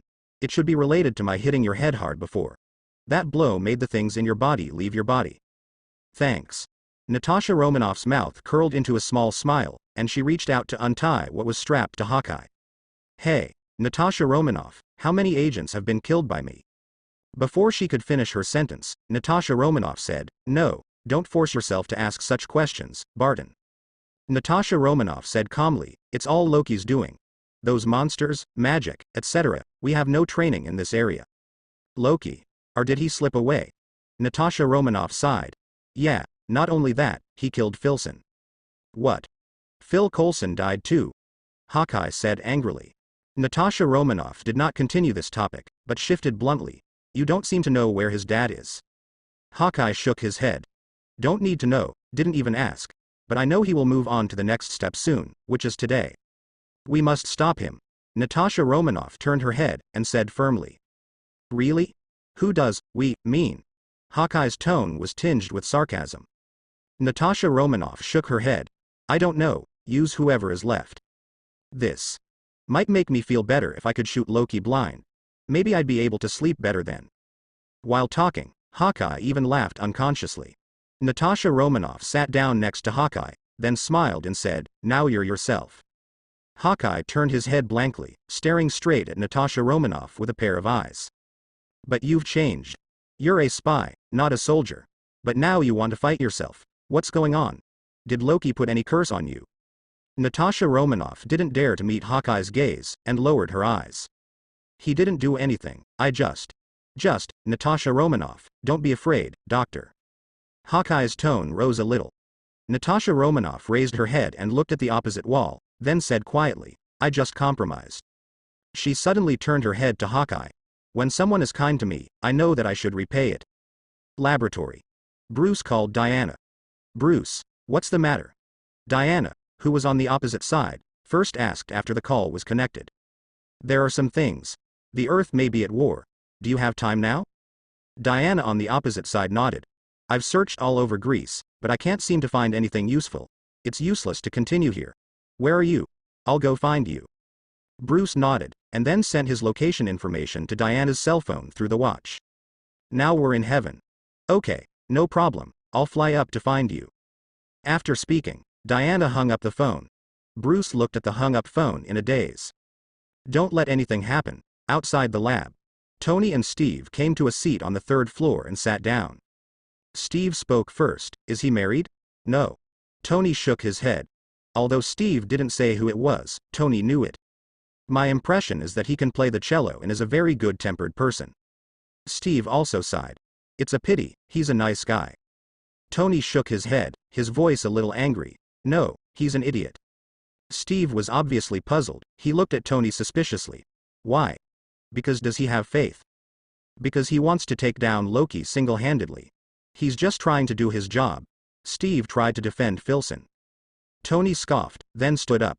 He broke away from his formation. He should have been there waiting for backup. He should have. At this point, Tony couldn't continue. He sighed, shook his head, and couldn't help but grow a little shorter. Sometimes there are no happy endings, Tony. Yeah, I've heard that before. Is this your first time sacrificing a former pawn? Tony sneered. He turned around suddenly, with a trembling tone in his voice. We are not some ex-military pawns. Each of us is a living person, and I will not be provoked by fury. Me neither. His hands are covered in blood like Loki's. Steve looked Tony in the eyes seriously and spoke. But let's put the previous things aside for now and complete the immediate business. Loki has gathered his army and is about to launch a war of aggression. If Loki wins, then human beings will be extinct. This planet will also become Loki's backyard. Tony squinted his eyes, and he suddenly said, his starting point is personal. That's not the point. That's the point. That's what Loki thinks. He beat us head on our turf. Why? Steve froze for a moment, then said in a skeptical tone, in order to break us up. Yes, divide and conquer is a good idea, but he needs to divide us to win, right? That's what he really wants. He wants to break us, he wants to be seen by others. What he needs is an audience spoon. He wanted flowers, he wanted a guard of honor, he wanted his name on top of the world. Speaking of this, Tony's thinking became more and more clear, and he seemed to know where Loki wanted to attack. Asshole. Tony snarled. If we say it is the most rowdy place in the world, then it must belong to the Stark building. As the headquarters of the Satog group, the Stark building has media squatting outside almost all the time. This is almost the commercial center of the world, and no one will pay attention to it. According to Loki's habits, if he wants to attack, then the only possibility is here. Thinking of this, Tony hurriedly returned to the laboratory, then hurriedly said to Bruce and Nick Fury, I think the first attack of Loki's attack should be launched near Stain. Neither Bruce nor Nick Fury were stupid. They combined Loki's flamboyant habits, and after a little thought, they came to a conclusion. There is at least a 90% chance that Loki will place the location of the first raid in the Stark building. Only in this way can he make the world focus on him. Then what are you waiting for? Just as Nick Fury was about to speak, Hill's voice suddenly came from his headset. Director Nick Fury, there is a humanoid object approaching the space carrier at breakneck speed. Is it your armor? Nick Fury asked a little puzzled. What? Tony froze for a moment. Bruce smiled, a gleam in his eye. Our reinforcements have arrived. Sure enough, Diana walked in from the outside after a while. He is still wearing a Greek resident costume now, obviously he just flew back from Greece. The two said hello, and then Bruce looked at Nick Fury. Nick Fury nodded expressionlessly, wondering what he was thinking. In his headset are the words that just came from Hill. The interception system could not capture Diana's figure. It's time to go. Where are you going? Diana was a little puzzled. Stark building, Bruce said. Then, Bruce looked at Nick Fury. Do you have a fighter jet here? Get me one. Nick Fury nodded. While the four were talking, Thor flew back from below with Banner, and Steve brought Natasha Romanoff and Hawkeye who had just woken up to the laboratory. I will send agents from S.H.I.E.L.D. to assist you. After speaking, Nick Fury left. Everyone came to the rooftop, and then all boarded a helicopter and flew in the direction of New York. Command room. Hill agent, what do you want? Nick Fury fiddled with the Captain America card in his hand, and then asked lightly. Director Nick Fury, I remember the cards Filson kept in his locker, not his coat pocket. Nick Fury looked at the departing plane and sighed. But there's always someone to give them a push. After finishing speaking, Nick Fury turned his head, and then ordered. Do our best to restore our communication equipment, and send all agents below level 5 to assist. I want to know everything. Yes, sir. New York. Stark building. In another building not far from the Stark building. On the rooftop here, a strange-shaped instrument appeared at some point. In the middle of the instrument is the Tesseract of Azure, which constantly stimulates the energy inside the Tesseract. Eric, controlled by Loki, looked at the screen in front of him with a smile on his face. It's coming soon, the teleportation array can be opened immediately. Suddenly the space around Eric fluctuated. Wearing golden armor and holding a psychic scepter, Loki suddenly appeared behind Eric. How is the situation now? Eric bowed his head slightly. My lord, I have shut down the arc reactor. The machine is now in the self-stabilizing stage. While the two were talking, an angry voice suddenly appeared. Shut him off, Dr. Eric. Eric's eyes glowed green as he looked up at Tony. It's too late, it can't stop. It just wants to show us a whole new world. Okay then. Tony snorted coldly, raised the energy cannon in his hand, and pointed it at the Tesseract. Only a boom was heard, and a blue laser shot out from Tony's hand, shooting directly at Tesseract. But it didn't seem to work. A mask blocked in front of the Tesseract, colliding with Tony's laser. The collision of the two energies caused Eric to be overturned to the ground directly. Tony also spun a few times in the air. Sir, the protective shield that is automatically activated around the Tesseract is pure energy and cannot be broken. Jarvis analyzed the principle of the energy cooker almost instantly. Execute Plan B. Loki looked up, squinting slightly and smiling at Tony, who was impotent and furious. Sir, Mark 9 is still in the trial stage. Then skip the bits and pieces of testing, we're in a hurry. With that said, Tony stopped, and then landed on the floor of the Stark building chairman's office. Soon, with the help of the instrument, all the battle armor on Tony's body was taken off. Loki smiled and followed Tony in from the outside. Tell me you're here to applaud my great humanity. Tony shrugged, and said with his hands behind his back, I'm actually here to threaten you. You'd better give up your evil plan now. Loki shook his head and strolled closer to Tony. Then you shouldn't have taken off your armor. Yeah, it's really more protective to wear, not to mention that glowing cane in your hand. Would you like a drink? The corner of Loki's mouth curled into a sinister arc, and he looked at the scepter in his hand. At the same time, he also took a little interest in Tony. It won't help if you hold me back. Tony snorted coldly. No, I'm threatening you. Are you sure you don't want a drink? Then I'll drink it myself. Loki did not have leeway Tony, but came to the huge amounts of French windows, looking at everything in front of him. Kirita is ready to launch an attack, and nothing can be changed. Their leader is stronger than you can imagine, even if you don't have that monster, Thor, and that woman. It won't help. What have I to be afraid of? Loki turned his head, looked at Tony and asked. Avengers and the Justice League. Although Tony was answering, the coffee in his hand never stopped. That's what we call ourselves, and it sounds like a team. Earth's mightiest heroes is pretty much what it is. Well, I've seen it. It took a little while, but we always came together, thanks to you. Tony smiled and spoke to Loki across the way. Let's count it. Your big brother, Thor from Norse mythology. It's a demigod. There is also a legendary that lives within a legendary. Someone who is a little bit emotionally unstable. There are also two people who don't know where they came from now. Finally, there is a group of killers. Tony spread his fingers and counted, then looked at Loki mockingly. And you're the only one, and you've pissed them all off. That's the plan. Loki smiled, not paying any attention to what Tony said. It's not a very wise plan. When they catch up, they will settle accounts with you in the near future. Loki raised his head, and then there was a slight mockery in his eyes. Behind me is an army. Tony shrugged, and then said indifferently, we have a green titan and that's enough. I thought that monster was already a thing of the past. You don't understand yet, there is no crown at all. No matter what the situation is, you can't be above 10,000 people. Maybe your army will invade on. We were still unable to do what we wanted at the time, but it will all be blamed on you in the end. Speaking of this, Tony took a deep breath, and there was no wave in his eyes, full of flatness. If we fail to protect the Earth, you must be prepared to accept our vengeance. Loki walked slowly towards Tony. Step by step, it pressed on Tony's heart. If your friends have been busy dealing with you, how can they have time to deal with me? Saying that, Loki stretched out his scepter and tapped Tony on the chest. Only the psychic scepter collided with Tony's arc reactor, making a crisp sound of ding.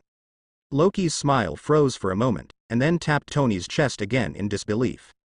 Ding. Then Loki said with some doubts, it's not scientific.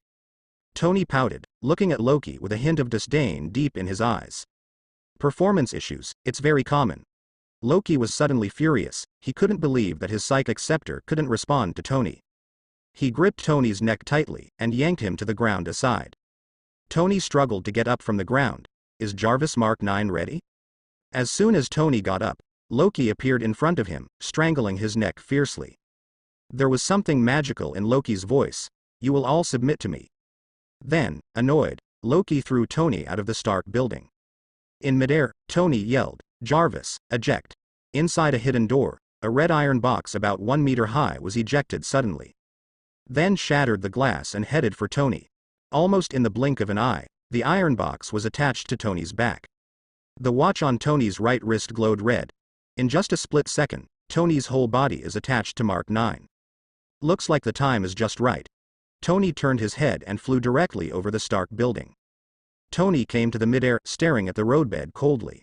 You finally pissed off someone, and his name is Phil. A yellow energy cannon shot out from Tony's chest. Loki was hit straight on the head, and fell hard against the wall. The scepter in his hand also fell aside. The tesseract not far away suddenly exploded with great energy at this time. A wave of energy with a thickness of 4 or 5 meters shot straight into the sky, and began to condense in the sky constantly. On the other side is the Kirita army who has been waiting for a long time. The Steppenwolf at the front saw the teleportation array being opened. He raised the giant axe in his hand, and said, charge, capture the Earth.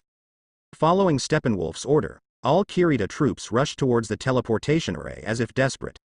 Seeing this scene, Tony below hurriedly said into the headset, Loki's army is here. Then it flew towards the top. Mark 9 is the latest armor developed by Tony. This armor was originally used for war, so he is equipped with weapons almost all over his body. Swallowed directly on your shoulder, suddenly a piece collapsed, and several missiles were neatly arranged there. Emission.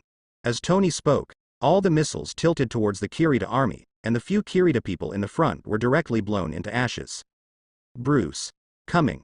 Bruce's equipment did not know when it was replaced by a bat fighter, hitting each of the Kiritas at an extremely fast speed. Boom boom boom. The New Yorkers below were all panicked, they stared at what happened in the sky. There are even a few Chinese believers kneeling on the ground, and then praying to their Lord. Hope their Lord can redeem them, but this is impossible after all. The Kirita army came with a whole fleet this time. No matter how fierce the firepower of Tony and Bruce is, they will eventually run out of ammunition. Damn it, there are so many of these guys. Bruce cursed secretly, then looked at a weapon on the screen. This is a small nuclear bomb developed by Bruce himself for this operation. Tony, get out of there. Bruce yelled at Tony, and Tony hurriedly left the teleportation array. Bruce pressed the button in his hand without hesitation. F*K. This is just the beginning. Tony quickly flew away from the battlefield. The next moment, the small nuclear bomb rushed towards the big house of Kirita at an extremely fast speed. Almost instantly, under the support of the booster, the small nuclear bomb hit the aircraft carrier of the Kirita army. Boom. Blazing. The entire fleet of Kirita's army was wiped out. It's that simple. Banner on the ground looked puzzled at Natasha Romanoff and Barton beside him. Diana, who was behind everyone, shook her head, she had already seen space. Diana's face suddenly sank. His body was full of golden light, and he appeared in front of everyone fully armed. I'm afraid it's not that simple. I saw a person from our world in the Kirita army. This time it may be a fierce battle. The common people retreat, including you too. Wearing equipment, Diana looked at Natasha Romanoff and Barton with a serious face and said, "Not at all, we can provide assistance remotely." Hawkeye gave a dry laugh, and then said suspiciously. Diana shook her head, then spoke to Hawkeye with a serious tone. "This time there is really big trouble." "What trouble?" Seeing Diana's seriousness, Hawkeye's heart skipped a beat. Diana's strength Hawkeye is known. Those huge amounts of frost titans in New Mexico at that time couldn't get any cheap under Diana's hands. Even Diana didn't seem to be trying hard at all. But now, Diana suddenly became so serious, so Hawkeye just nodded. Natasha Romanoff wanted to say something, but the Hawkeye patted her on the arm to signal her to keep her mouth shut. But Steve didn't know. He looked at Natasha Romanoff and Hawkeye, he was slightly taken aback, and then smiled at Diana. "I can fight with them all day." Diana glanced at Steve, and said, hopefully. In the sky, Bruce on the Batfighter also saw the Steppenwolf at the center of the nuclear explosion through the telescope. Steppenwolf. How did he appear in this universe? I'm afraid this is really bad. As the space carrier of the Kirita army exploded, the Steppenwolf covered in spiked armor jumped slightly with an axe, and then jumped in from the outside. As soon as Steppenwolf came in, he jumped directly onto the Batfighter, and then ruthlessly split the Batfighter in half. Bruce quickly activated the ejection function, and only then escaped the catastrophe. After leaving the seat, the two black cloths under Bruce opened outwards, and then hurriedly backed away. Tony snorted coldly, and directly raised his hands to aim at the Steppenwolf. With the blessing of the arc reactor, the energy cannon hits the Steppenwolf like it doesn't need money. Steppenwolf raised his arm to block it slightly, and a mocking smile appeared on the corner of his mouth. The next moment, Steppenwolf took off and jumped towards Tony. "Damn it. He's coming. Fly." Tony quickly asked Jarvis to control the armor, and saw the thrusters behind the Mark 9 start, and the speed exceeded Mach 7 in an instant. That's what saved Tony. "Tony, the battle is out of our hands. Let's deal with the Kiritas and let Diana, Thor and Hulk deal with them." Tony nodded quickly in agreement. "Dr. Banner, it's your turn to play." Banner smiled. "I can't suppress my anger for a long time." The next moment Banner no longer restrained himself, and directly let Hulk's mind take the upper hand. Hulk. Hulk's legs were slightly bent, the soles of his feet were strong, and then he jumped straight up and flew towards the Steppenwolf who was stepping on the Kirita in midair. "Huh. There is such a thing in this world?" Steppenwolf showed a look of interest, and then rushed towards Hulk with both feet. The two met in midair and their fists collided with each other. Boom. Only a loud noise was heard, and a terrifying shockwave came out from between the two. All the glass on the surrounding skyscrapers shattered. This is enough to prove the strength of the two. But the next moment, Steppenwolf suddenly changed his expression. I saw Hulk punched out another punch at an extremely fast speed, hitting Steppenwolf hard in the stomach. Because the Steppenwolf was holding a huge axe in the other hand, he couldn't stop it, so he got hit directly.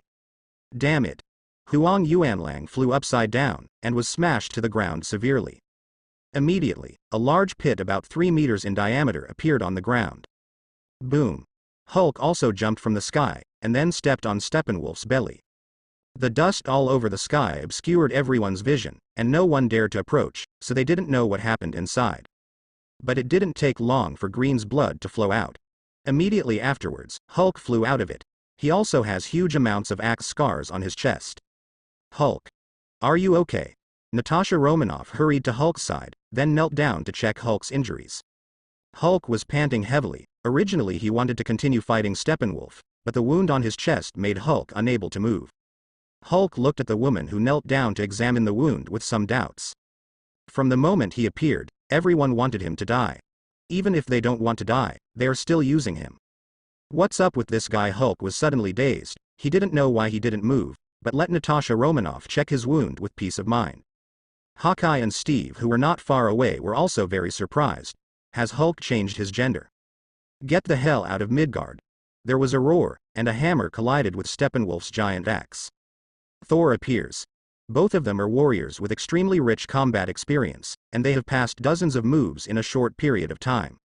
Yes, you and the one named Loki come from the same place, and I smell the same scent on you. A scent hum. Thor snorted coldly, did not answer Steppenwolf's question, and continued to fight with Steppenwolf. Suddenly Thor pulled away, raising Mjolnir. The sky, which was still clear just now, suddenly became dark clouds. Deep blue lightning flashes constantly in the dark clouds. All of the thunder and lightning poured into Mjolnir, and a blue light appeared in Thor's eyes. Where did you come from? Go back to where you are. All the thunderlight gathered on Mja paragraph mark LNIR, and Thor cast out Mja paragraph mark LNIR. Caught off guard, he hit Steppenwolf hard. Tell me to get out, it's impossible? The Steppenwolf was half kneeled on the ground by the burning power of the thunder, but he still spoke firmly. Thor narrowed his eyes, then summoned Mjolnir, who was back in his hand. He looked coldly at the Steppenwolf half kneeling on the ground, and then asked, "Who are you fighting for?" Hearing this, Steppenwolf's whole body was filled with Li Jiao's strength. Regardless of the pain in his body, he stood up directly from the ground, and slashed towards Thor with a giant axe. Thor quickly picked up Mjolnir to block it. The two weapons collided, and Steppenwolf gained the upper hand. There was a sneer at the corner of his mouth, and then he said with enthusiasm in his eyes, "For the great Daxd." Darkseid? Why haven't I heard of this character? Thor continued to ask with some doubts. Darkseid is, sentence. Steppenwolf was still planning to continue popularizing knowledge to Thor, but Diana appeared behind Steppenwolf at an extremely fast speed, and then swung her sword mercilessly. The Steppenwolf sensed the danger and hurried over. Diana's sword cut off one of the Steppenwolf's horns, and then slashed across the Steppenwolf's neck. The severed horn showed scorched marks. Diana held the shield in her hand, and then snorted coldly. "It's a pity that I didn't kill you." With one horn cut off, Steppenwolf covered his head and knelt down on the ground in pain.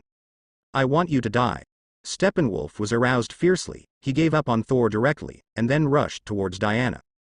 But Thor was a little unhappy. Is Steppenwolf underestimating himself? He thinks he is not as strong as a woman.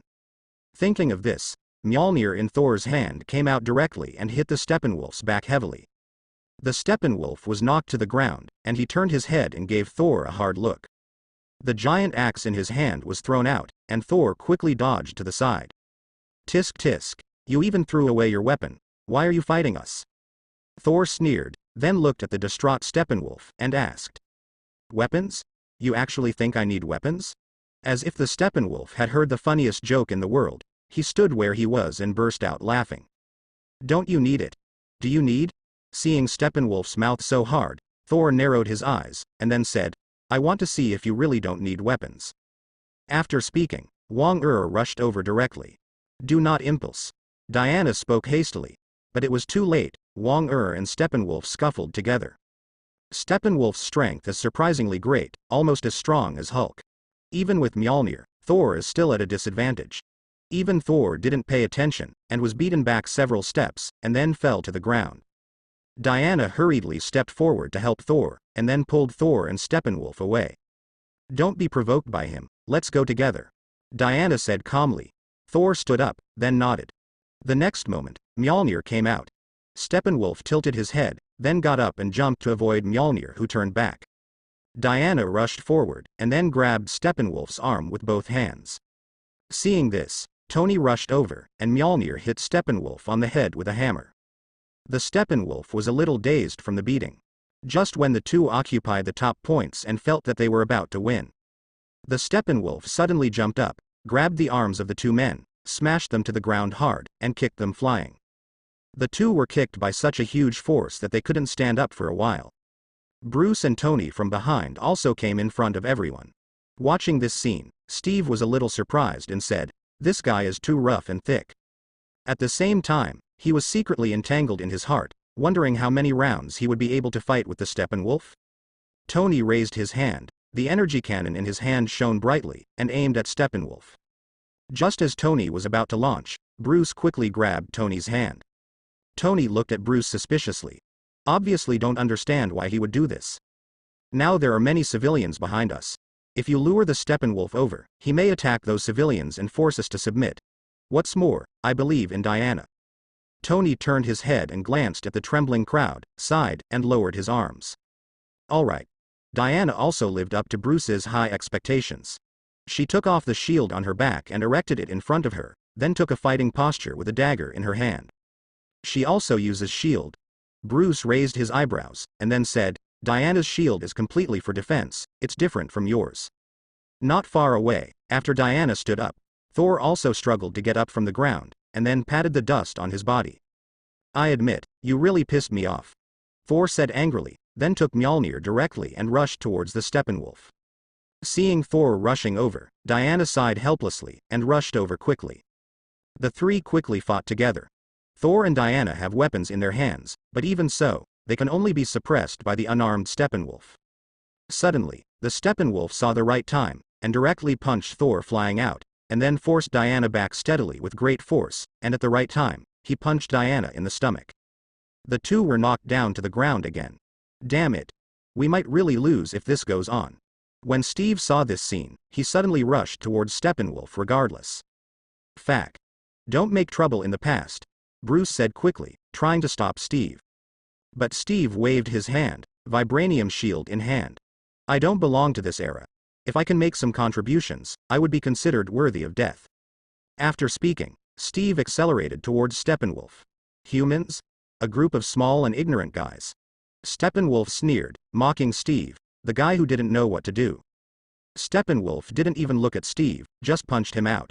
Steve quickly picked up the vibranium shield in his hand to resist it. It is unbelievable that Steve actually blocked the attack of Steppenwolf. At this moment, not only Steppenwolf was stunned, but also Diana and Thor, who were knocked down to the ground, were also stunned. How can this be? Steppenwolf was a little unbelievable. How could his own strength be blocked by a weak earthling?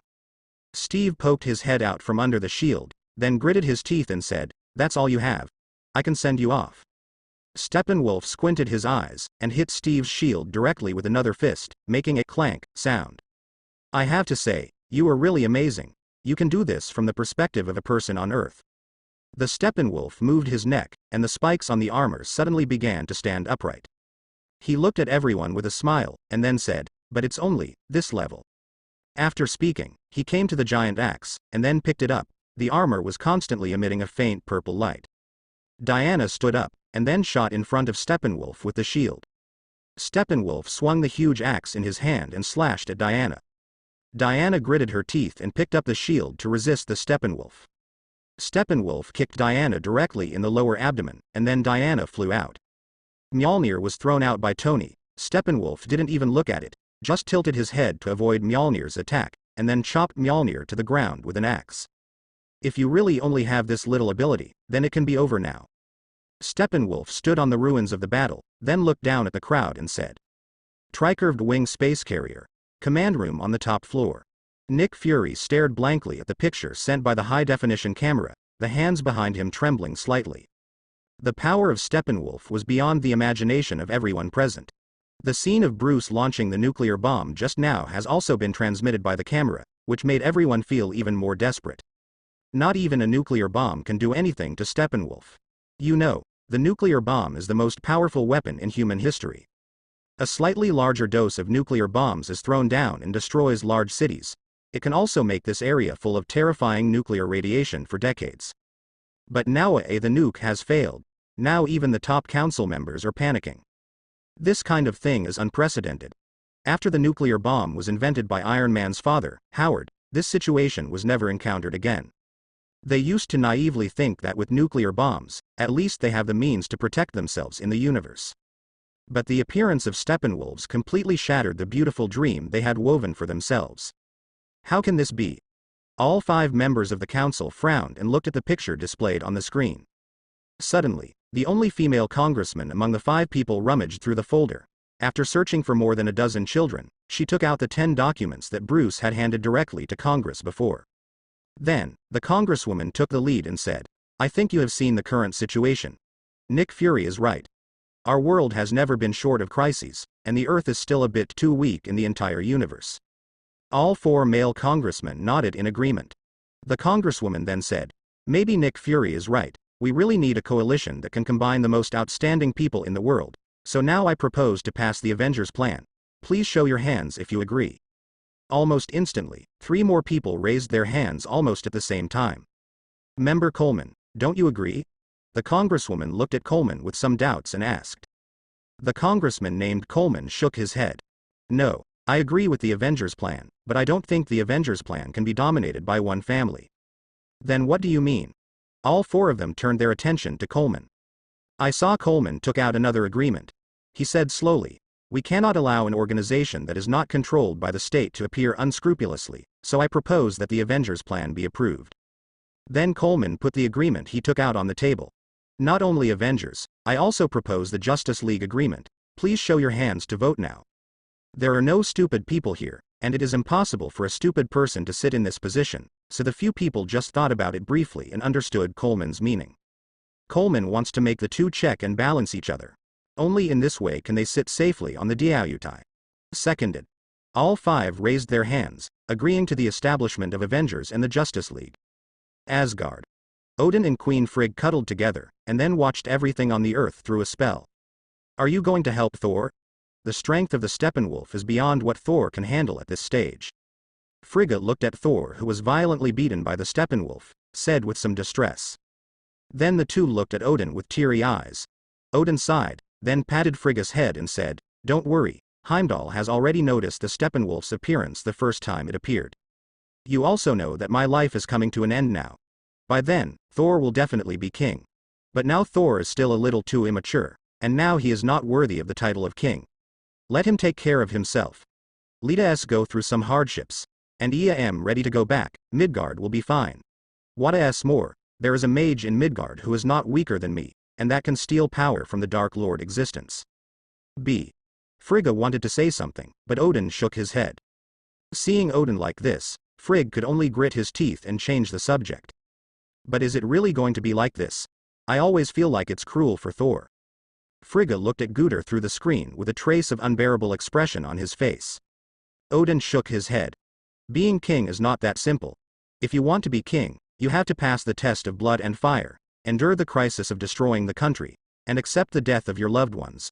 Only after passing these, then he is a real king, not to mention Hela." Having said that, Odin sighed.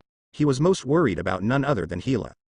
Seeing Odin's expression, Frigga suddenly made up his mind. Die? Since the current Thor and Loki are still a little immature, and the Asgard god realm still needs a seat. So now it seems that the most suitable person to die is. As long as the Earth is successfully invaded, it will be one step closer to the 50,000 worlds that Darkseid requested. Steppenwolf stroked his chin, then spoke. "Don't even think about it, the Earth is not your back garden." Steve said coldly, and then rushed forward with the shield. "Why do you have to seek death?" Steppenwolf raised the giant axe in his hand and slashed straight at Steve. Steve at the moment had already rushed in front of the Steppenwolf, saw the Steppenwolf make a move, and quickly picked up the vibranium shield in his hand to resist. Steve was kicked out with a huge force, and then was beaten back several meters, and then spit out a mouthful of blood. Seeing Steve fall, Steppenwolf walked slowly towards Diana and Thor with a huge axe in hand. Steppenwolf came to Diana first, and then slapped Diana away fiercely. "You are a brave warrior, I will mourn for you." The Steppenwolf looked at Thor on the ground, and then said with a little admiration. After finishing speaking, Steppenwolf raised the giant axe in his hand, and then slashed towards Thor's head. Just at the very moment, a beam of rainbow-colored light 4 people thick suddenly descended from the sky. Surrounded by dark energy, Odin riding an 8-legged Pegasus suddenly fell from the sky. He was wearing battle armor, holding a spear in his hand, and behind him was the destroyer armor that killed all directions in New Mexico not long ago. Odin's spear firmly blocked the Steppenwolf's great axe. With a slight shake of Odin's wrist, Steppenwolf's giant axe came out of his hand. "Who are you?" Odin didn't answer Steppenwolf's question, but turned to Thor. "Vey." Odin interrupted Thor's words without mercy, and then said coldly, "Thor, you really let me down. Look at you in such a mess, how can you ascend to the throne?" Saying that, Odin glanced at the distance without leaving any trace. That's where Loki hides. He didn't choose to come out to meet Odin, but hid aside. Odin sighed, then looked back at Thor. In the distance, Loki tightly held his wrist, gritting his teeth. After a long time, the psychic scepter in his hand suddenly fell to the side, and he fell asleep powerlessly. "No matter how hard I try, am I still not recognized by you?" No one knows Loki's current mood except Odin and Frigga, who is far away in Asgard. Thor looked up at Odin stubbornly. "Father, as long as you give me some more time, I can defeat him." "Really?" Odin sneered, and then said coldly, "Since you came to Midgard, I have been monitoring your every move. I thought you would make some progress, but now it seems that I am thinking too much. You are as cocky as ever. And how can you defeat him, with your long mouth? Even I dare not say that I can win him steadily." "What?" Thornton was shocked. "Really? Father?" Odin nodded, then sighed, revealing the destroyer armor behind him. "Since he has a thick armor. As the Prince of Asgard, you naturally have it. I gave you this destroyer armor. I used to wear it to resist countless powerful enemies that you can't even imagine now. I hope you don't disappoint me either. Go. Put on the destroyer, and beat him." After speaking, Odin turned his head and left without any hesitation, leaving only the destroyer armor left in place. "Father, I will definitely not disappoint your expectations." Thor's eyes were full of determination. He walked quickly to the destroyer, then opened his hands, and issued orders towards the destroyer. "Come up." The destroyer really moved. A huge amount of hollow was exposed in the middle of him, and then Thor was wrapped tightly. There was only a piercing sound of click, click. The destroyer's helmet was gradually lifted, revealing Thor's face. "I, Thor, son of Odin, challenge you." Mjolnir was held in Thor's hand. Thor's eyes were really full of fighting spirit. His eyes were fixed on the Steppenwolf who had just picked up the giant axe. Steppenwolf narrowed his eyes, and then rushed towards Thor without any hesitation. The two quickly fought together. The destroyer is the weapon used by Odin to deal with the celestial group, and the state of human armor integration is the strongest form of the destroyer. Thor at the moment only felt that his strength had increased by a few points, and even his moving speed had increased. He yelled excitedly.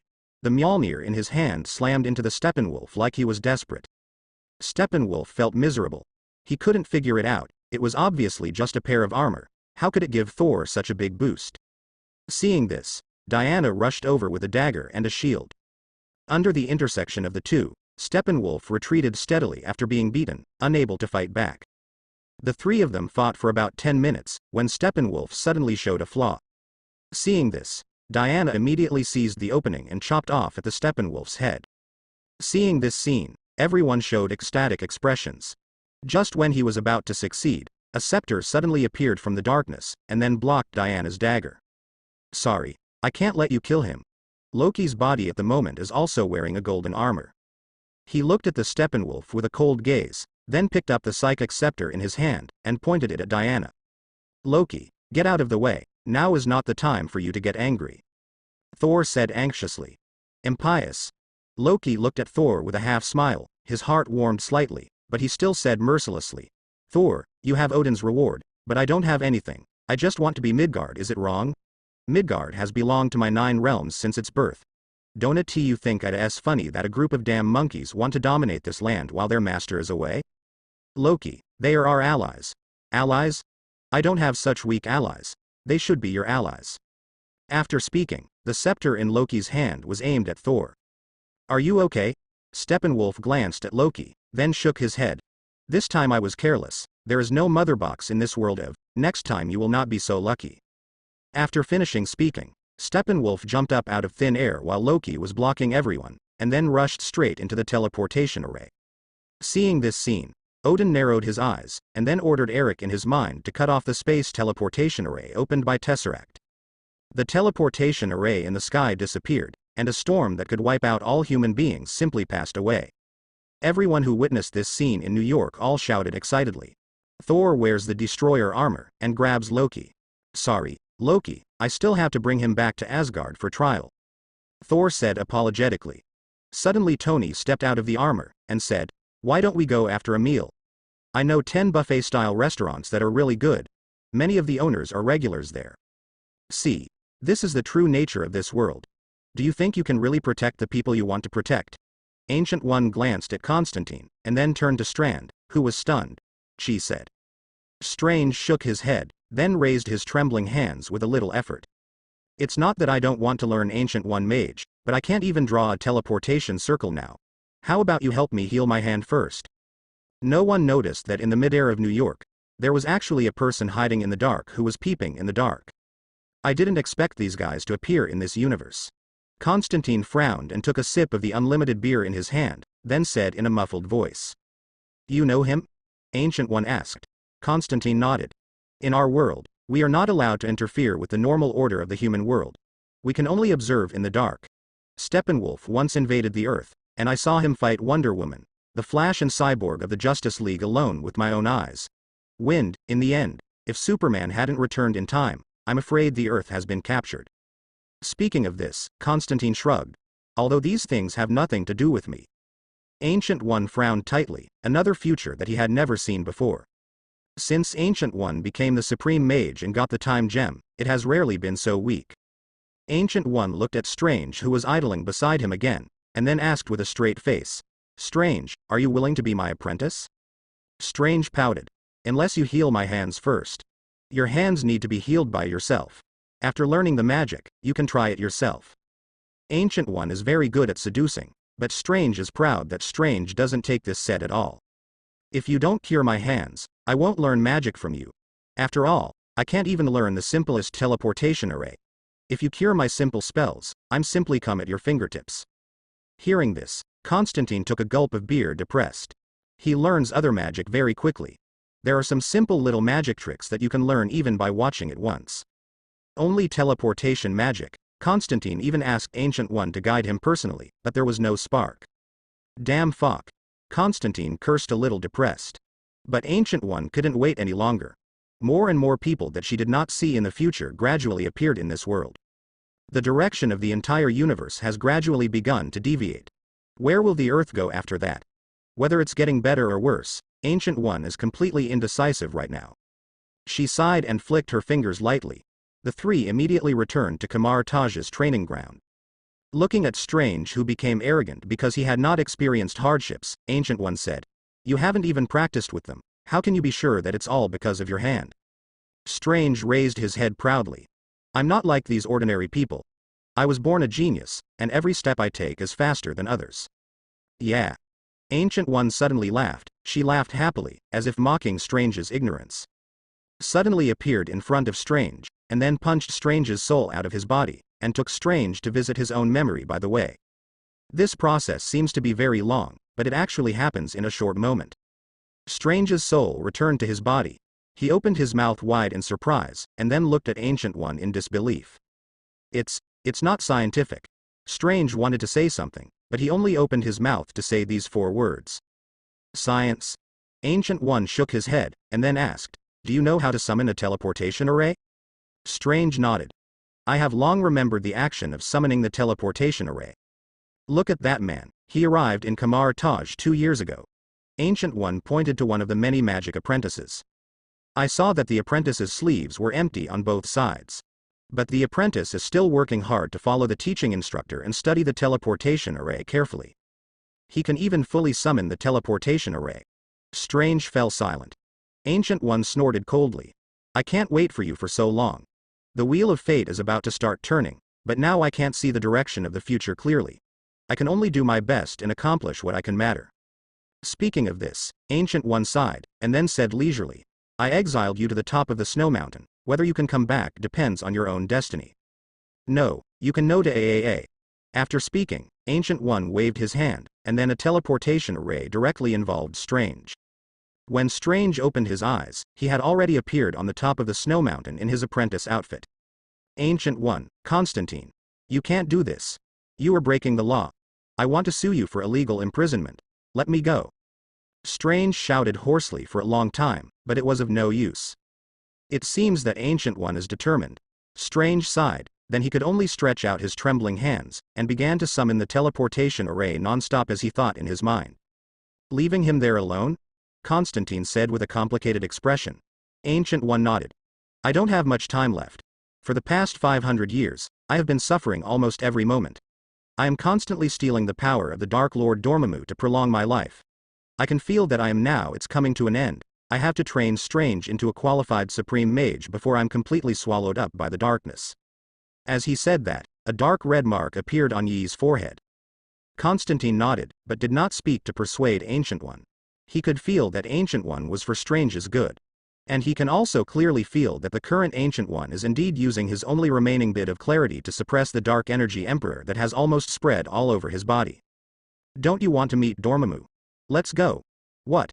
Constantine didn't react for a while. Dormammu, unless you're scared. Speaking of which, a space crack appeared in front of Ancient One, and the opposite side of the crack was a place completely different from the Earth. There is no space, no time. Afraid? The word fear has never been in my dictionary. Constantine took a sip of beer, then stepped out and followed Ancient One into a different dimension. Everything here is something Constantine has never seen before. All kinds of grotesque creatures and flowers roared from time to time in the voice control. Is this where Dormammu is? It's amazing. Constantine was amazed. Ancient One glanced at the excited Constantine, and then said seriously, You're right.